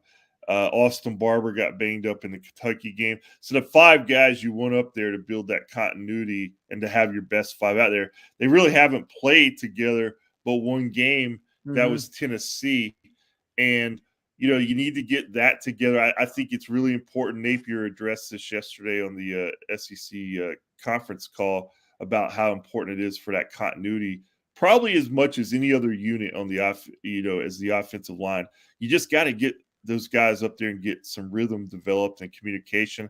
And we haven't seen that from that group. And then defensively, they got pushed around too. I think they've done a better job there with some of the talent they brought in. But again, if you're stacking up against Kentucky like that in the physicality of the game, you're not going to stack up against the Georgias and Alabama as well, where you need to be if you're Florida. So I think there's still some work there to be done. But I'm not ready to say that performance is indicative of what we're going to see. I think they've got some guys who can do that, but you got to have them out on the field playing at a high level. And unfortunately, they just were not doing that against Kentucky. All right, so we got Gator growl, as Billy Napier talked about in his press conference. I suggest he doesn't do that coming off a loss. As great as Gator growl is, probably not a good idea. Fans don't want to hear about the homecoming, the guest. But it is a big weekend for homecoming. But as you mentioned, this is a Vanderbilt team that beat you last year. So, Lord, you can't lose homecoming against Vanderbilt. That really changes the optics. So what does this matchup look like? Well, Florida, this is a game that they should win. I think they're probably going to be banged up some just from the injury report. A lot of guys questionable, including some key guys like Trevor Etienne, the running back, Austin Barber, the left tackle. So, if they're not 100%, which I don't expect them to be, they should still be able to win this game. But again, I said and wrote that last year at Nashville, and it didn't go the Gators' way. That game was a game that, Anthony Richardson threw for 400 yards, but they never really got a consistent ground game going, and they just made some key mistakes, and it cost them big time, and they were unable to stop Ray Davis last year when he was at Vanderbilt. That's right. And again, he did it again this year at Kentucky. So the good part for the Gators is Ray Davis will not be at the Swamp Saturday, but Vanderbilt will be. And I think you're going to see a team is going to come out with a little more fire. I've seen it in the building this week. There is a sense of urgency over there that I haven't seen lately. And that's what happens when you lose a game like you did up at Kentucky. But again, they just need to go out there and win a game, have something to feel good about for a week instead of just getting beat up like they have this week when, these are the tough weeks, guys, for players, coaches, for fans. These are the weeks where you just want them to end and get on to the next game. All right, Scotty, great stuff, my friend. Always appreciate your time. Who's the Gator Growl guest this year? I don't know. Oh, man, you're going to put me on the spot, JP, because I'll tell you this, man. The Gator Growl that I remember, you remember, Billy Crystal, Richard Pryor, Robin Williams, 80,000 people. I mean, now it's in the O-Dome. It's one of those generational things where it just doesn't seem to be as a big thing as it used to be. I was there for Billy Crystal, all those ones you talking about. Bill Cosby. Yeah. I saw Bill Cosby at Gator Growl, and I'm still laughing, bro. I'm still. It used to be it feels a little different now than it did then, but that was. I swear to God, I never laughed so hard in my life. That was one of the greatest weekends. We at Florida State, you would go down to Gator Growl because it was that much fun. Oh God, yes, hell yeah, right. We'd all come down there, and it was fun. But yeah, so now it's more musical acts, right? It's O-Dome, it's not the stadium, right? Yeah, they moved it into the O-Dome, and I'd like to see it get back to the old days. Maybe start a campaign. Maybe have a Jimmy Fallon and the Rolling Stones next year. What do you think? Well, there you go. Wow. You're thinking big, at least with the Rolling Stones anyway. You can have your Jimmy Fallon. But yeah, all right, anyway. partner. Thanks, Scotty. FloridaGators.com. Great content there. Go check them out. They've got podcasts, all kinds of great stuff. And see Scott at Gator Scott on Twitter and the X Machine. Thank you, buddy. All right, we'll take a quick break. When we come back, we'll talk a little Bucks. You want to talk a little Bucks? You want to hear a little Dave Canales? Yeah, let's do that. Let's hear a little Dave Canales. We're done beating up the Rays. No, although we're very happy for them.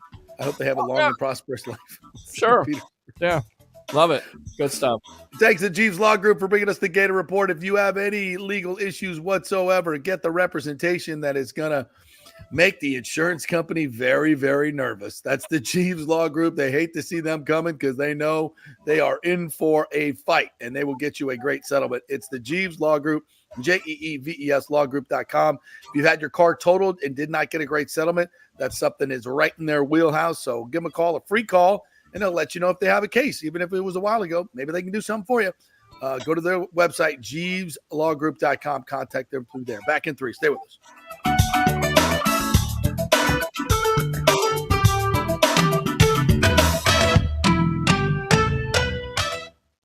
Do you have any old coins sitting around the house? Well, the Golden Diamond Source will purchase a variety of different types of coins and bullion.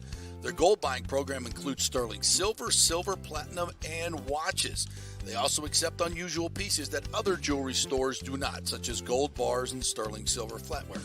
The list of items they do accept is far more extensive than those they don't, so check it out. While you're there, you can check out the largest collection of any family-owned jewelry store in the country, especially with summer coming to an end. The holidays are right around the corner. Never too early to start your holiday shopping, especially if you're planning on getting engaged or have any birthdays or anniversaries coming up. Come on in and find out what buying jewelry should be like with an expert staff of gold and diamond jewelry enthusiasts. And the best part, they treat you like family. And if you're worrying about price, don't. The Golden Diamond Source has something for everyone's budget. They even have a layaway. If you stop in and get your favorite piece now, you can have it paid off by Christmas. Plus, you can even finance your purchase with 0% interest for up to 5 years, and you can get a $5,000 diamond for only $83 a month. It's the greatest folks in the world, Julie and Steve Weintraub, the Golden Diamond Source, 3800 Olmerton Road, always online at thegoldendiamondsource.com. Hey guys, are you experiencing those feelings of getting older, lower sex drive, fatigue, hot flashes, moodiness, or you just don't feel like you had the vitality you once had? It's a chronic problem here in the United States. You're not just getting old, it's likely low testosterone. Studies over the last 20 years show a shocking decline in younger males aged 16 to 39. Older men have seen a sharp decline as well, so do something about it. Go see my friend Christopher Lugo at Bay Area Modern Medicine. Look, testosterone replacement is not a frivolous treatment. It takes a professional, targeted approach that focuses on total body wellness, vitality, and emotional stability, not a one-size-fits-all approach like many clinics use. They will monitor your blood work and adjust your treatment as needed for optimal results. Folks, I've been on testosterone therapy for over 6 years, and it is a life changer. You will feel and look better than you did 10 years ago. Give them a call at 844-977-3477 or go to BAMMC.com.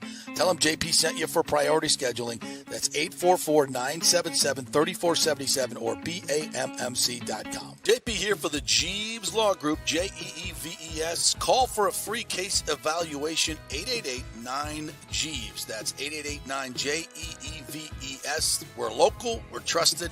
The law firm brings over 80 years of combined legal experience focusing on clients in Tampa Bay, the state of Florida, and national class action cases. If you're injured, get that free case evaluation, no cost to you.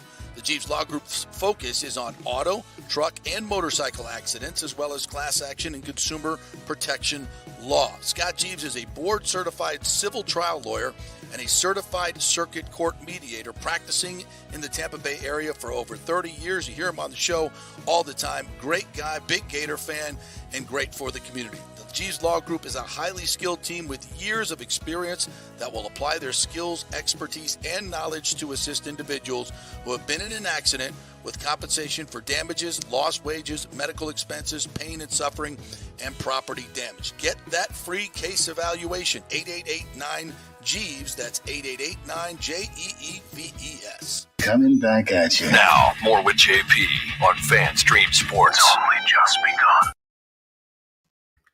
All right, welcome back to this. What do you even call this, Peter? I mean, after, the telling a truth, a reality check for Rays. The debacle in the trop. The debacle and the trop. The 0 for 33, but at least they didn't break the record, right? Can't even get that right. How sad is that? You go down as this team, man. I mean, wow. First round. Let's finish up on some of these Rays comments before we move on to the Buccaneers and the Lightning. J.C. Allen, of course, now Sports Illustrated, right? Pewter Report, yes. right? Yep. 3 p.m. games are BS anyway, but no one wants to go to St. Pete. It alienates fans from Tampa to Orlando. And the Trop is a joke of a stadium. I don't think we mentioned that enough. It really is bad. But atmosphere. Because, I mean, you look at some of these other stadiums, around baseball, the atmosphere. Just, did you watch that Phillies game last night or some of the Minnesota game? Yeah. Holy shiz, man. It's amazing. You don't think that's a winning edge? You don't think that's a winning edge? Of course it is. Yeah. That's what home field advantage is for. And I can't help but think that Major League Baseball, if you people don't know, they are not pleased with Stu Sternberg, the owners, the commissioner. Again, where's the commissioner's statement on the new St. Pete plan? Haven't seen it. Maybe they sent a message to Stu. Here's a couple afternoon playoff games. Stick that in your pipe and smoke it. But then again, Major League Baseball makes money off the ticket sales. But they probably knew it was going to be boring anyway, so we'll just stick them with 3. James, but when you have the TBT and WDAE and CNN have the local news kissing Stu's ass, it's tough to get the message out. It's true, 100% true. They don't report on the lawsuit. They don't say anything negative about Stu. I mean, they treat him like he is, the best owner, like he's Jeff Vinnick, which I just don't get it. I just don't get it. And they've covered up this entire lawsuit, which has exposed him as a liar on so many financial points about the team, about him always saying he was going to put the money back into the team, and he doesn't do that. I mean, why that should be a narrative that is always talked about, but it's not. Nope, it's not. This is not personal shots at anybody that works over there. I'm speaking truth. And you can't deny it when you never talk about it. Could you just imagine, with all the genius that the Rays have, if they just spent a little bit more money at those deadlines? Just imagine. Yeah, add some stuff. But even before, put together a team of some experienced players. Yes. Because, but again, they'll say, well, we won 99 games. Well, that's regular season. It's different in the postseason. It's these, winning the regular season, just like hockey, it's a totally different sport in the postseason for baseball. You got to have horses. Somebody put up, the payroll, with Wander in there, the payroll argument really doesn't hold water. Well, Wander only made $2 million this year, made $1 million last year. So it's not like they're paying him a lot of money. And that contract was all backloaded. And I'm sure the Rays planned on trading him before they started paying him big money. At least the Stu was involved there.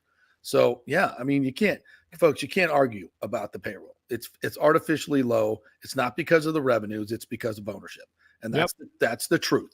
And that's the narrative that is never talked about, which it should be talked about. And also the narrative is that because you guys don't show up, you as fans don't support somebody who doesn't even invest in his own product, you're the fault of that. If more people would show up, then they would spend more money. It's BS. It's ridiculous. Yep, absolutely. Kevin says it's not the hatred for Stu. The market isn't big. We know that. We're not sure this market can support multiple years of playoffs. It's no longer a novelty. Well, again, Kevin, I got to take you to task on the facts. This is the 11th largest market. There's 3.2 million people. Okay. And if Stu had taken the deal in 2018, that stadium in Ybor City would be done. And we'd have played in it 2 years. And I can tell you there would be a hell of a lot more people in there than over in Tropicana Field. It's a numbers game. So this is a big enough market. It's not the reason the fans don't come out is because the team isn't marketed correctly. They hate the owner. Location. It's not the size of the market. Why? If it was the size of the market, how come the Lightning playing hockey, a game that very few people grew up here playing, very few people, maybe the 20-year-olds now, but most of the people that go to the Lightning games never even touched the hockey stick in their life. Yet they've sold out 320 consecutive games. Why? Because they market the product. They have a great location. They have a great stadium. They have a great owner that everybody loves, and they win. And it's not rocket science here. Okay. It's not, the market size is not the problem. Not even close to the problem. Sorry. No. Yeah, I'm up by Chicago, but I for sure was saving money for a deeper run by the Rays, but my Florida fam didn't go, and half of them didn't acknowledge the game at all when I texted them. Yeah, it just felt like nobody even knew there was a playoff game going on. It never felt like a vibe. Nope. It's never just in the city, right? Is that because it's in the middle of football season and the Bucs are doing well and people were still talking about the Bucs, but it was like there was no vibe this year for the Rays. Maybe it's because no marketing. There was no marketing at all. And again, you know what? You're right, Peter. I didn't see one commercial, one billboard, one anything. I didn't see anything. It's weird. Yeah, really weird. Really weird. What else we got here? Manfred does intervene, and now Stu St. Pete will rue the day they made the deal. I agree with that, but I don't care. I don't care anymore. Spend the money, write him a check. I don't give a rat's ass. A few years of Brady, and y'all got rose-colored glasses about the Glazers. I get it, Kevin. I get it. Listen, I'm sorry though. The Glazers have been good owners. They have been good owners. They have ponied up when they needed to pony up in the last 10 to 12 years. At post the purchase of Man United, they gave Bruce Arians all the 75 coaches that he wanted. They put up the money up front to get all the bonuses paid to Leonard Fournette and Gronkowski and all the other toys that Brady wanted. Brian Jensen, everything he asked for, he got. So come on, let's give. And the Glazers put $20 million into the stadium. Yes, the stadium put in money too, but they invested in the stadium to increase the sound system and a lot of the premium seating.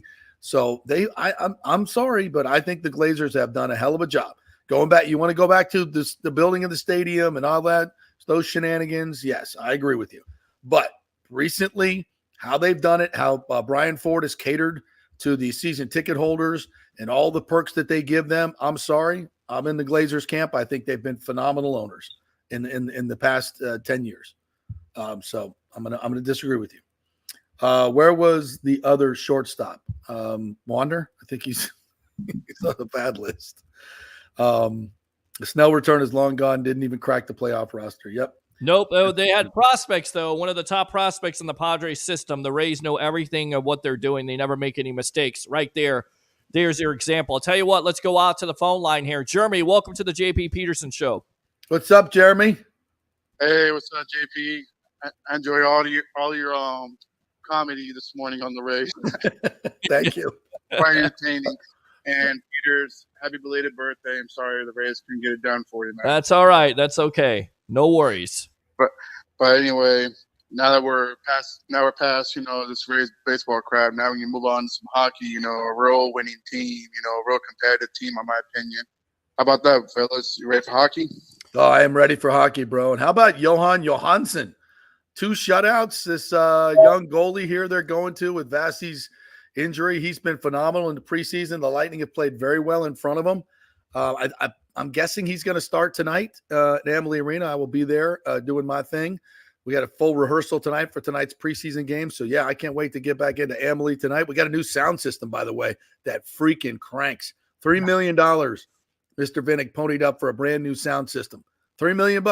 Shocker. Jeff Vinnick actually invested in his product and also endears himself to the fan base. It's shocking how well they're doing in the Tampa Bay area. Shocking development. And he didn't have to do that, right? Who knows about the sound system, right? People like, oh, whatever. He didn't have to do that. They didn't get any more season ticket holders because they said, hey, we got a new sound system. Nope, they didn't do that. They just knew it was below the industry standard. It was the right thing to do, and he got it done. Speaking of Mr. Finnick on JP, not to cut you off. Go ahead. I know last year, not last year, but 2 years ago when we lost to Colorado in the Stanley Cup, I know he flew some of his employees out to Colorado for that game 5, I believe that's what it was. Yep. And letting it up winning. So I thought that was pretty cool. I mean, to me, he's a damn cool owner, if you ask me, on Jeff Finnick as far as that goes. And as far as the Glaziers, people want to come out the Glaziers, they can just, kick rocks because at the end of the day, they helped bring a championship to the city of Tampa in 2020 during COVID. Damn right. And they also went in 2 years, and they went all in. And people say, well, you go back with the Glazers and Man U, they started spending money in 2012, but they've always spent money. They've always, tried to get their resources, brought 2 Super Bowls. I mean, I don't know how you can fault them. I get it. There were some lean years through there, but they've always tried to be not only competitive, but they've gone all in. So I don't know how you fault them. I really don't. I think the Glazers are great owners also. So, I mean, yeah, they hired a kick-ass general manager. Pardon my French, sorry. No, that's all right. French is okay on this show. Yeah, absolutely. It's highly encouraged. We speak it. But no, hiring Jason Light, giving him an opportunity to go out there and make moves. I mean, hats off to, the Glazers for that. And then bringing in Bruce Arians to change the culture. Then, and that, even though he left us play caller. That one do. That was Brady's fault. That ain't the Glazers. But they had to go along with it. Hey, Jeremy, thanks, man. Appreciate your call, and thanks very much for being a loyal listener. We really appreciate you, buddy. Yeah. I'll tell you what, speaking of Jason Light, he was interviewed yesterday. I know you want to get to the Dave Canales stuff, but we will get to that. But Peter Schrager had him on the season podcast. Here's what he had to say about Baker Mayfield and how actually Baker at first wanted the Tampa Bay Buccaneers. Here we go. Turns out Baker, he's a very, very smart person. I knew he was smart. We did our due diligence on him coming out. We weren't looking for a quarterback that year, but knew that he was smart. I didn't realize just how incredibly smart he is. And he was targeting us. I mean, maybe more than we were targeting him. A little flirtation, if you will. He saw this as an awesome opportunity for him. And we told him from the beginning that this is going to be you're going to be in a competition here because we really like Kyle Trask. And he didn't, as Baker, he didn't flinch. He accepted that, and, he just ran with it. And it was a good competition, but we saw a lot out of Kyle that we love to see, too. He did a hell of a job for us. But he is such even as I go around town, people go, what's Baker like? Is he a good guy? It's like, I don't know where this started that he wasn't a good guy. And I mean, I think you can point to a few things that maybe people got the wrong impression of him, but he's a freaking awesome dude. He is a dude. And the players saw it right away. I mean, whether he's taken the lineman to the Bahamas, during on our break during camp before the first, after final cuts, to go golf, or he's spotted around town at dive bars with a different position group with receivers, with Mike Evans, the patio, with, Godwin, the patio. There you go. He really knows. He's not doing. It's not fake. He really knows how to be a dude with the team, and they love him. All right, so there you go. Yeah, honestly, that's where they hung out. We're not supposed to really get that out there, but Tristan Wirfs, a lot of them like hanging out at the patio. Just a little FYI there. Well, also to come out of this podcast, I want to say this, and this is in care of Joe Bucks fan. Schrager says the most total snaps by players drafted in rounds 1 through 5 since 2014. The Bucks lead in that category. Also have the most total games started by its own draft picks rounds 1 through 5 since 2014, the Bucks. So you Jason Light haters out there can suck it because the stats show that this is homegrown talent, and he deserves not just the credit for Brady and Bruce Arians, but he deserves his own credit. He deserves his flowers because he has absolutely built this team. He's an architect. And I'll tell you another thing. He deserves to be in the Ring of Honor. I say that. I don't care what fans think. That's what I'm saying here on the JP Peterson Show. Jason Light needs to be in the Ring of Honor? Yes, sir. I think we're going to need a little bit more. I don't know. That's a general manager thing. It's very much a longevity thing, you know. You got to be here, I think, a significant amount of time. So I don't know that when people say, "Oh, they shouldn't be in the Ring of Honor," it's like some cut on the person. No, it's not. It's not a cut at all. It's a support of the people that are actually up there. You know, and I just don't think that Jason Light he's won a Super Bowl and he's done a lot of great stuff. No question about it. And the people that are, putting him on the hot seat and all that stuff, I think is ridiculous. Yeah. But Ring of Honor is a different level. That's a different level. So I want to protect the Rondé Barbers, the Mike Allstotts, the Derek Brooks, and the Warren Sapps that are up there. Jason Light is not quite to that level just yet. I think he wins another Super Bowl or gets to another Super Bowl. I think we can have the conversation. Okay, that's fair. I would still say with this resume right now, he definitely deserves recognition. I would also say Rich McKay. Of course, fantastic. Yeah, right. Rich McKay belongs in that. I think Rich McKay should be up there before Jason Light at this point. They both won one Super Bowl, right? Mm-hmm. But Rich really took this team out of the doldrums into national prominence. I think he did that run of the late 90s to the Super Bowl. He had his fingerprints all over that stuff. So, I think, at this point, I would say Rich is more deserving than Jason Light. But as I said, they both have one Super Bowl, so, and I would say Rich was more homegrown, right? Because although he did bring in a free agent quarterback as well to win the Super Bowl and Brad Johnson. So very similar resumes. Maybe we'll put them both in at the same time. Why not? I mean, you got Keyshawn Johnson. Jason McKay. We'll put Jason McKay up there. There you go. I think a lot of people would be happy with that, with Dungy and Gruden, with all the debates that go on there. So yeah. Wow. No, absolutely. Well, Gruden was in. Well, that's it. He was. And then he's not. Yeah. Interesting. Any other comments that we need to get to? Somebody took me to task. Yeah, but Peter, the Marlins are not a good example. They built a mansion on Skid Row. True. Enough said. But I feel like JP and everybody else out there, Rays fans, that if the Rays have already won a world championship, because we know that, sports fans here are a lot different than, Miami. Miami's a party town. Tampa can be a sports town when you're winning consistently. The Lightning have shown that. The Bucks have shown that. Just imagine if you won a World Series, we wouldn't be having this conversation. Hell, I disagree, Peter. World Series. I disagree, Peter. Because the reason there's not a stadium in Tampa is because of the owner, not because the team hasn't performed well. Teams perform great for the most part, especially given what the situation is, and it's the owner that has handicapped this team. Yeah. Again, I and it's not personal with me and Stu. It's not. I look at the way he runs the team. That's all I'm, I could, care less. I've had coffee with Stu in Havana, and I think he was a very nice man to be around. Met his wife, very, very pleasant people, nice people. I have nothing personal against him, although I'm sure he has something personal against me. But whatever. When I'm talking about him, I'm talking about the way he runs the team. And the things that he said and the lies that he's told and all these things. And as I was asked by one of their executives, at my former job, to not say that Stu was lying. I said, well, then tell him to stop lying. It's not my problem. When you say you're going to put the profits back into the team and you don't do that, I got to call you out. Of course. I got to call you out. When you say there's no corporate support in Tampa at the time, and that's a lie, I got to call you out. I can't just take everything you say as gospel. That's not being a good journalist.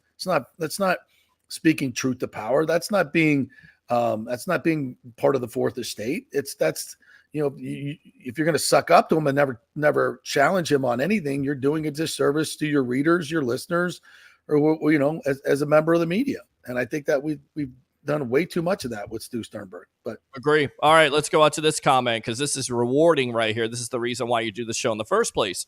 JP, Peter, Nick, and interns, thanks for bringing me and others daily Rays content that is unbiased and real. I appreciate it very much. It helps with the commute to work and dealing with this team. Of course, hopefully you're not in a lot of traffic like a lot of Rays fans were going to and coming out of the Rays games here the last couple of days. Yeah, that means a lot to me, Lonnie, especially coming from you, who's a really super smart and committed baseball fan. And again, it's kind of like I said at the top. You guys, I've lost a lot of followers, for being so dogged about this stadium thing. People are tired of hearing about it on Twitter. I get it. Probably, lost a lot of watchers or listeners to the show because we keep talking about it. And I've learned my lesson. I'm done talking about it. Build whatever the hell you want, wherever the hell you want to do it. I'm out on this franchise. You guys go do what you want to do. We'll cover the Rays, we'll cover them, and we'll certainly cover how this stadium thing is going to go down. But I'm today will I hopefully be my last passionate rant on what's going on with this team, because it ain't worth it anymore. It's not going to change under this ownership group. You're absolutely right, Peter, when you talk about the metaphor with a toxic relationship. It's exactly what it is. You just keep coming back for more, and you just keep getting the same. Just keep getting the same, and you keep coming back. And at some point, it's a you problem. You got to look yourself in the mirror and go, yeah, you're right. Do whatever you want, build it wherever you want, waste as much money as you want, but I'm out. I'm going to support the teams that know how to win championships. And we're going to support those teams on this show. We're going to talk about those teams and get ready for hockey season, because we got hockey tonight. Yeah, baby. We got some position battles that are going on. So let's talk about that. Yeah, or you're a masochist, or you're a glutton for punishment. So yeah, absolutely. Oh, we got a new commenter here, so I want to take this one. Okay. But I got to put this one up there because it's not me saying it, but this is something. It's a something. Okay. The new stadium is never getting past the toxic soil under the double asphalt parking lot. It's all in the St. Pete Times under Thunderdome. Yeah, I'm gonna see how the politicians get around that. They're always big about green and saving the climate and all that stuff. Well, you got a toxic waste situation underneath that brand new development that you're going to have to deal with. So toxic waste. I mean, does that not describe the Rays as an organization trying to cut corners, and they're going to build it on a toxic? Oh, look at this! Look at this. Zach Mitchell here. This is great. Big time Zach? But yes, I do. Big time hockey fan, by the way. Plays hockey, loves what you do, loves the Tampa Bay Lightning. Can't wait. So. Says you want to pack the house. You want to pack the house for sure, but you can't blame the fans for losing the series. Their play just flat out sucked. Period. The Bolts won the Stanley Cup in an arena with no fans during COVID. Great point. This is on our management and the players themselves. As a former college athlete, you have to show up and be ready to play. Everyone has a job to do, and if you don't do your job more so than not, the whole team will suffer. The thing was nobody on the Rays showed up, and this is why you get poor and. Does this continue somewhere else? I think it was nobody on the Rays showed up, and this is why you get poor. I don't know. Well, it continues here. The Rays need to follow the Bolts example. They need to get gamers that will step up in key moments and make the plays. Yeah, you're right, Zach. You know what? Gamers cost money, and the Rays don't want to pay for them. It's not always about talent. Take the Leafs, for example. They have all these stars, but when it comes down to playoffs, where are they? You need to find guys that have chemistry, will fit into your system, and there seems to be a disconnect between the management and the players. Absolutely 100%. The players know what's going on, guys. The players know. They know that their management's cheap. Of course they do. They're the ones who get paid crap by them. And they know that their management's cheap, and they know they're not going to invest in the team. They know all this, so it's hard for them. But he's right. The players sucked. And they needed, and I'm not saying they lost because the energy was flat there. I'm just saying it didn't help them. You look at the Phillies last night in Minnesota, and you got to say these crowds really helped them. But here's another thing. There were 20,000 people there. And when you get 20,000 people in the Trop going, it's pretty loud. But they never got anything to cheer about. Peter, you were there. Yeah. There's nothing to cheer. The place was going to be dead because you had nothing to cheer about. They were awful. Yeah. The 4 errors. Come on.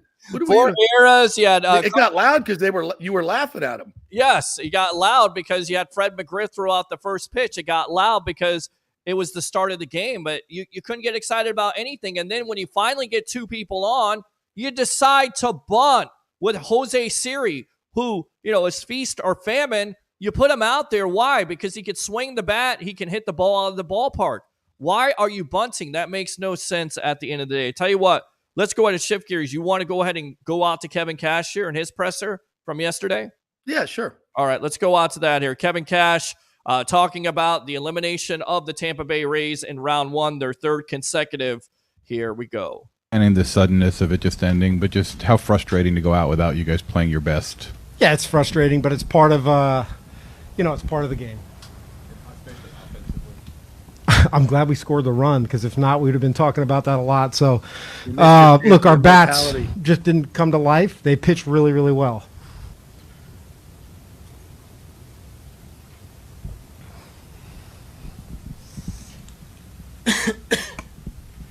Kevin, did you see any sort of consistent theme from the at-bats from the guys? I mean, it didn't seem like there were more strikeouts than usual or anything, just guys pressing maybe? Trash. That's fair. I mean, look, Evo's really good. I know his stuff had been down, but he dialed it up. So no consistent theme. Yeah, just kind of building on that, what did you see exactly from Nathan Eovaldi that allowed him to do what he did today? Just mixed really, really well. What did you see from Eflin today? Got on a good run, made some nice plays behind him, and then they had some good at bats. And the big 2-run homer from Carter was pretty crucial. The fifth inning where I think he gave up 1 run, he did such a tremendous job of navigating through that. Not a lot of hard hit balls, but the damage was done ultimately in the fourth. This team has been very good in the regular season the past 3 years. Underperformed arguably in the postseason all 3 years. Is there a common thread there? Is there something missing? Is it fluke? You've asked me that 3 years in a row, and I don't know if I have the good answer right now. Great question. We're going to continue to work hard. I don't know if it's fluke or not. I mean, I think the guys that we had out there were able to do better than what we did today. We'd like to continue playing, but I can't put my finger on one specific thing why we've been eliminated pretty quickly. Lack of big-time players, but you can't say that, Kevin. No. Feel sorry for you, buddy. Spending of any money. Yeah. Are there any positives you can take from the series? And if not, I'm sure there's probably something. Yeah, there's always positives, right? I mean, we got some young players that got some reps in a pretty intense environment, playoff baseball, and that is impactful. I'd like to think that and some of those young players would all be better for it moving forward. It stings a little bit right now, but hopefully they can revisit some of those thoughts and the mindset they had, and they're make adjustments as needed. Wow. You really got to go deep into the world to find that positive. To talk to the team, or what will be your message? Yeah, I mean, I just think that all of them. Certainly, you guys know the adversity that I feel like they overcame. It's a pretty special group. Want more for them than maybe what we got, but thank the staff, the support staff, and most importantly, the players for the way that they kind of held everything together. They really did. Yeah. Obviously, it was no excuse to play the way you did the last 2 days, but one of your biggest regrets not having the same roster at the end of the season that you had at the beginning when you dominated for 2 months? Yeah, I mean, look, that's an easy narrative. We are who we are, and we finished the way that the regular season with the guys that we had. I still feel that we could have had a better showing with the roster that we had. Yeah, Kevin, just what is sort of the biggest takeaway for you personally coming off of this game and game one when you combine the two together of just how the team performed? Game one of the season? No, game one of yesterday. Oh, I mean, they just outplayed us. We probably didn't do ourselves any favors, but that's a good Rangers team over there, and we just got outplayed. Good. All right. There you go. Again, he can't say the things that we're saying, even if he felt them deep into his heart. He can't say, of course he wants the roster that he had at the beginning of the season, And I'm not sitting here saying that the Rays have to spend $300 million, but there's a constant theme here. It's just not this year. We always talk about the injuries. We lost this guy. First of all, can we do something about your sports science program? Like, what the hell's going on with so many injuries on this team and Tommy John's? It's organizationally, there just needs to be so much change. And I think the only way that happens is through ownership. But they're perfect. Ownership change. They're perfect according to the fans and according to the national media narrative and the local media narrative. They're perfect. They do nothing wrong at all, JP. They walk on water. Yeah. Everything they put out there is gold. Everything they touch is gold. And yet we're talking about Blake Snell, and you got absolutely nothing for him. And what is he doing right now? I get it, San Diego's not in the playoffs, but what has he done? What has he done ever since he got to San Diego? Had a pretty good year. Pretty good year. Probably Cy Young year. You could have used that. Pretty good year.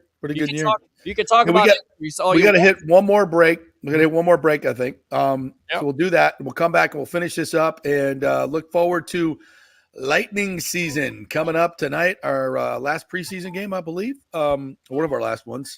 Yeah. Heading into Tuesday's opener. Cannot wait for that. It's going to be a big old party. Yeah, we're throwing a party for you fans on opening day. We sure are. Tell you all about that. Stay with us.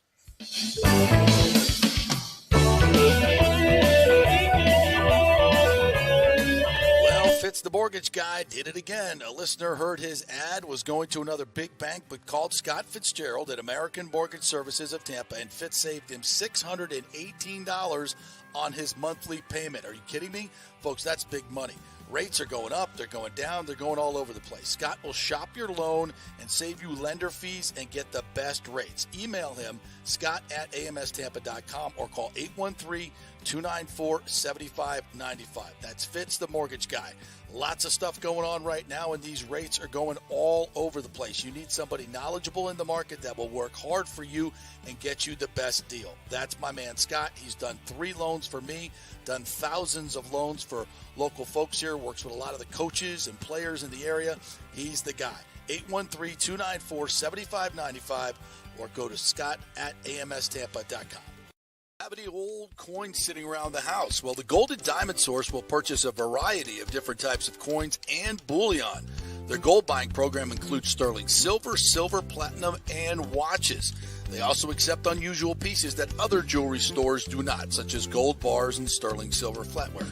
The list of items they do accept is far more extensive than those they don't, so check it out. While you're there, you can check out the largest collection of any family-owned jewelry store in the country, especially with summer coming to an end. The holidays are right around the corner. Never too early to start your holiday shopping, especially if you're planning on getting engaged or have any birthdays or anniversaries coming up. Come on in and find out what buying jewelry should be like with an expert staff of gold and diamond jewelry enthusiasts.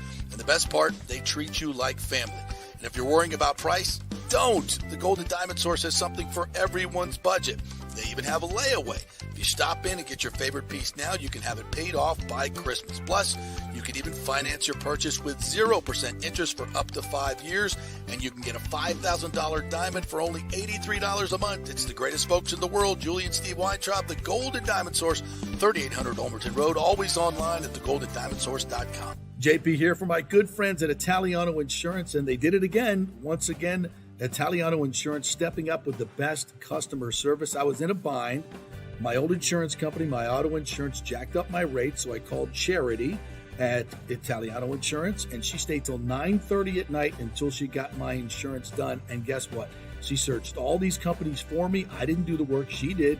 Saved me $1,000 on my annual premium. $1,000, folks. That's real money. And that's what you get at Italiano Insurance. Great customer service. And here's another note for you, by the way, with hurricane season up. 40% of people in Florida are underinsured. That means if you have something happen during a hurricane and you need replacement costs, you're going to get 40% less than you deserve. Can't let that happen. Call the folks at Italiano Insurance and get them to help you out in both those regards. They will save you money and keep you insured properly. That's 813-877-7799. Great folks in the community, been doing it for over 60 years. Italiano Insurance, 813-877-7799. Pure Sports. JP is back on. Welcome back. FanStream Sports. All right, welcome back. Getting some fun comments on Twitter about the monologue. JP, somebody put something in your coffee? Yeah, they sure did. Yeah, like that. Yeah, it's got a little kick to it. I want to put this last one up here because I don't know who this is because you can see the name. I can't. Okay. Peter, but I've said for 20 years the issue isn't the fans. It's been mistakes by multiple owners that were adversarial versus partners in the community. Totally agree. Namoli turned off fans and the community. It was 10 years of losing baseball before the World Series in 2008. Then in the middle of one of the largest recessions in American history, Sternberg jacks up the price of parking tickets concession in one of the most tone-deaf moves of any owner, and of course the sign, the playoff sign for Montreal. Then Sternberg publicly shamed the area because he couldn't get what he wanted. So true. Clinton Miller, great comment there, Clinton Miller. So absolutely true, buddy. Yeah, it's a shame. It's ownership. That's the three most important things in sports, man. So let's get ready for some hockey tonight. We got a couple more positions, couple forward spots up for grabs tonight. Alex Barboulay, I think, probably has the inside shot at that, but we'll see. We'll see what Cooper comes up with. It's the core of this team that's going to get them through. And Johan Johansson will be in for Andrei Vasilevsky, I'm guessing, to start the season. I'm not sure who's starting tonight, but that kid has been fantastic so far in this preseason. And opening night coming up on Friday or Tuesday. 5:30 start, by the way. Early start. Wow. And big boy on the Ford Thunder Alley. We're going to have a big boy concert starting at 1:30. We're going to have a walk-in for the players, red carpet or blue carpet, as we like to call it. All kinds of festivities. So take the afternoon off. Come on down to Amalie Arena and watch an organization that knows how to win and cares and respects the fans, knows where to live in downtown Tampa. Cannot wait. Any parting shots for your Rays, Peter? I would just say, don't expect anything to change. And I would also say this. I think it's pretty, tight expectation to believe that until this ownership changes or change the way they think, the Rays will never win a World Series in this area ever. Nope. Been saying it for years, and it's never been more true. Well, good luck to them. I hope I'm rooting for them from afar, but I'm out. Go build whatever you want, wherever you want. Spend as much money. Write them a check. Have fun. Have fun with that, kids. Hope you guys have a great night. We'll be at Amalie Arena. Come on down to say hello. Till then, we will see you tomorrow, same time.